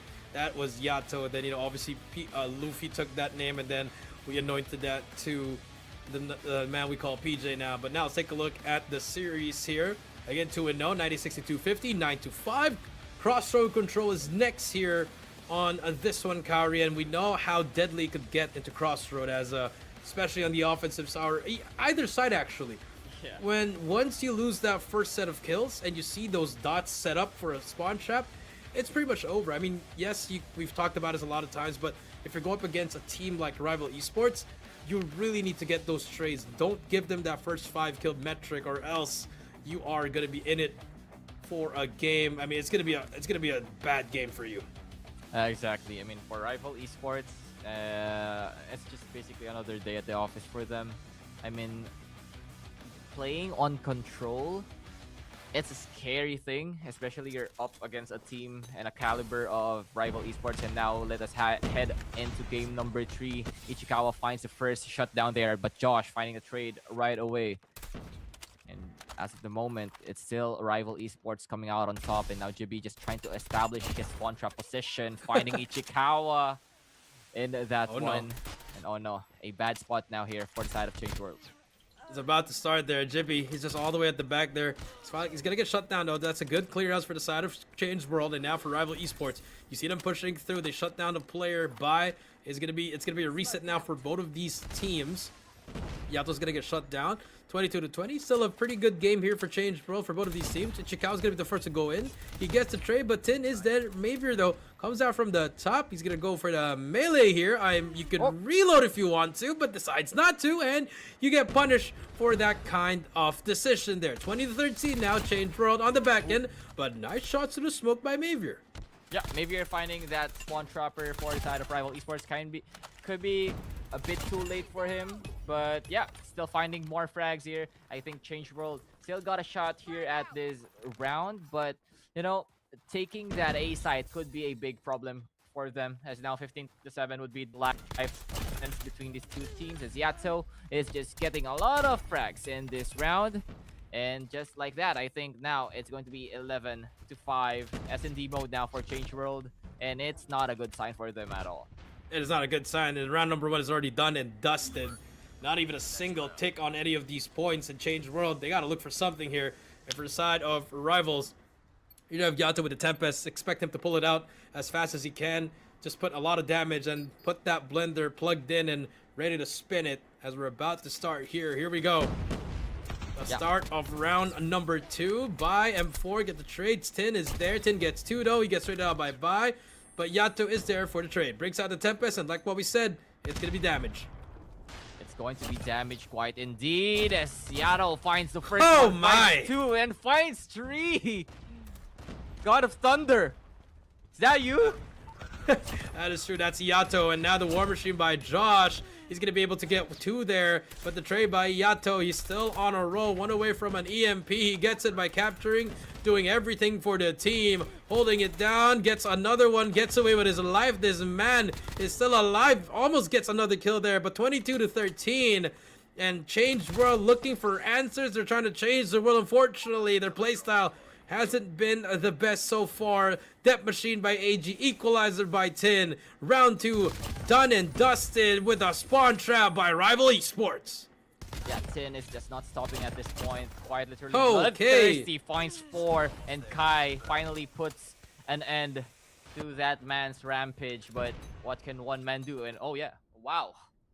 Decides to take the smart play and just, oh yeah, let's head on to the next round, shall we, folks? It's Rival Esports now up to the 0 of Change World. 2-0 we go. Final round of it. This is a pretty fast control. Faster than what we would expect on the first series. Rival Esports just making it look easy here up against Change World. I mean, 4 players of Change World all in a single digit, but they do have operators to work with here. But Jimmy takes down Kai. War Machine has been already canceled out. M4 with the Tempest if he wants to use it. Spots a player, brings it out. The snipe misses it, but it's gonna reach out. Josh just trying to buy some time for his teammates. He knows he's there. The unscope, in-scope, Hunter Killer Drone can do the job for him. And it still doesn't get the job done, but you see Josh trying to clear it out. Only good for 1. 22-24, Annihilator out for Mavier. Now, Mavier now with Annihilator could do a lot of damage, but damage was done onto him as that nade was just spot on. And here comes the train of Rival Esports, and they are not stopping. It's kills after kills after kills for this team. I mean, we forgot to talk about how Change World performed well on the control yesterday, but right now we are not seeing any signs of that as Rival Esports putting the bidding onto them this time around. Yato, once again, could be the Lord of Thunder. Once again with the Tempest, finds 1, finds 2, once again with that, still having the EMP at hand.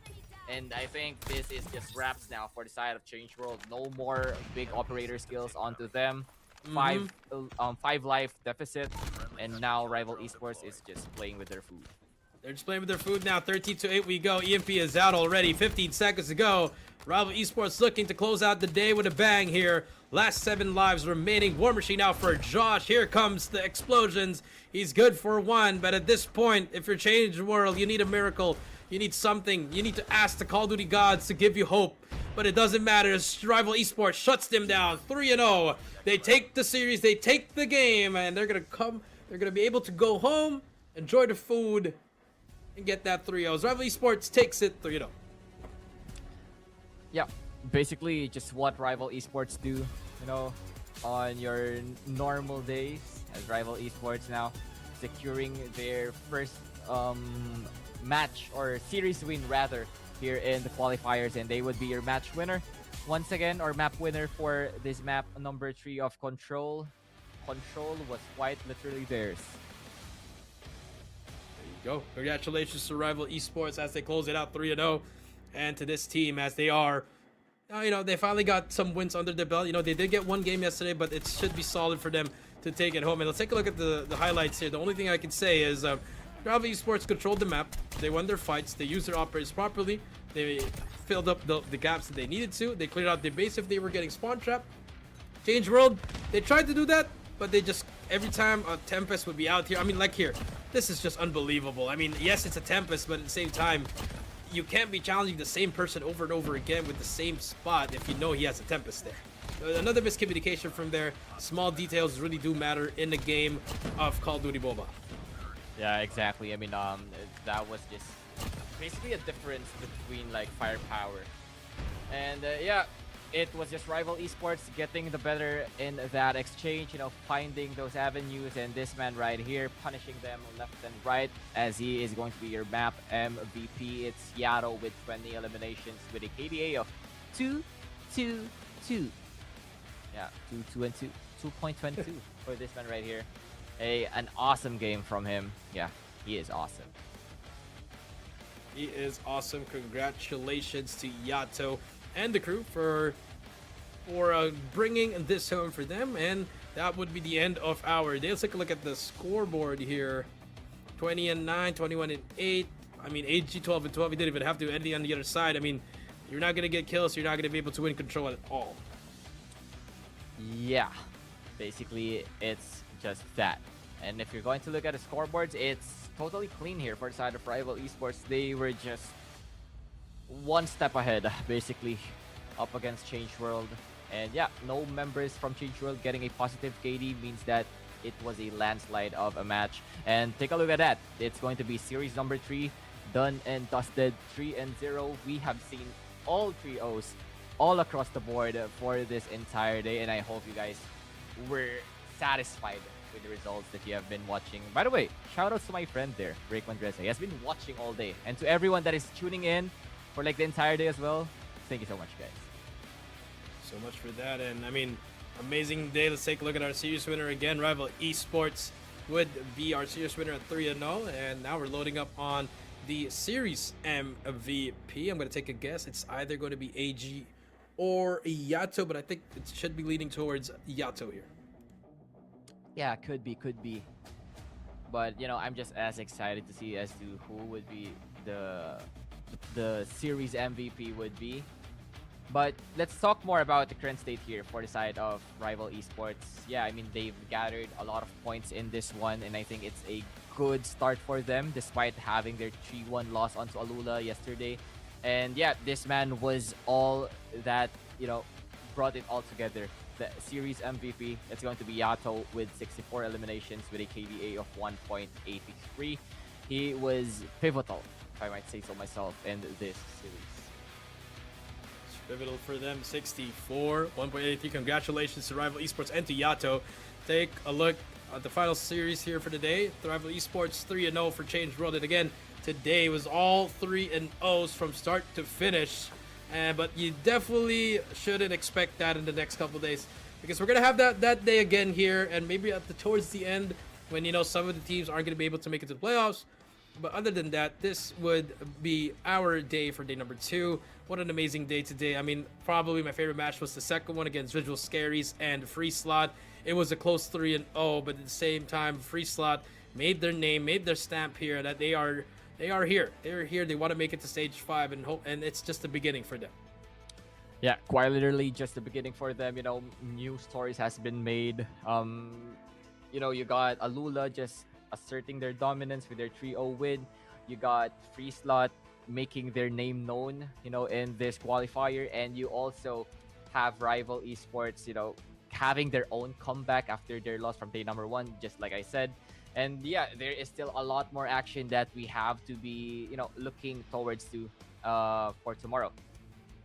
I agree. I mean, a lot more action coming through. It's only day number 2.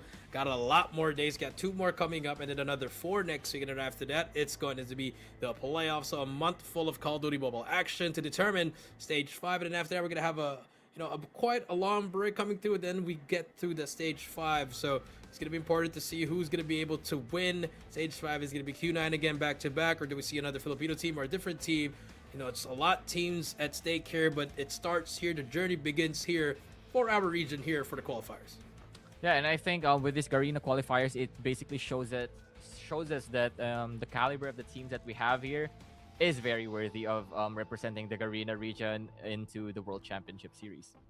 That's true. Well, that being said, this has been the Call of Duty Mobile World Championship 2026 Garena Qualifier. I'm Jericho. That's Karen. Hope you guys all enjoyed. We'll see you guys tomorrow at 4 p.m. Peace out.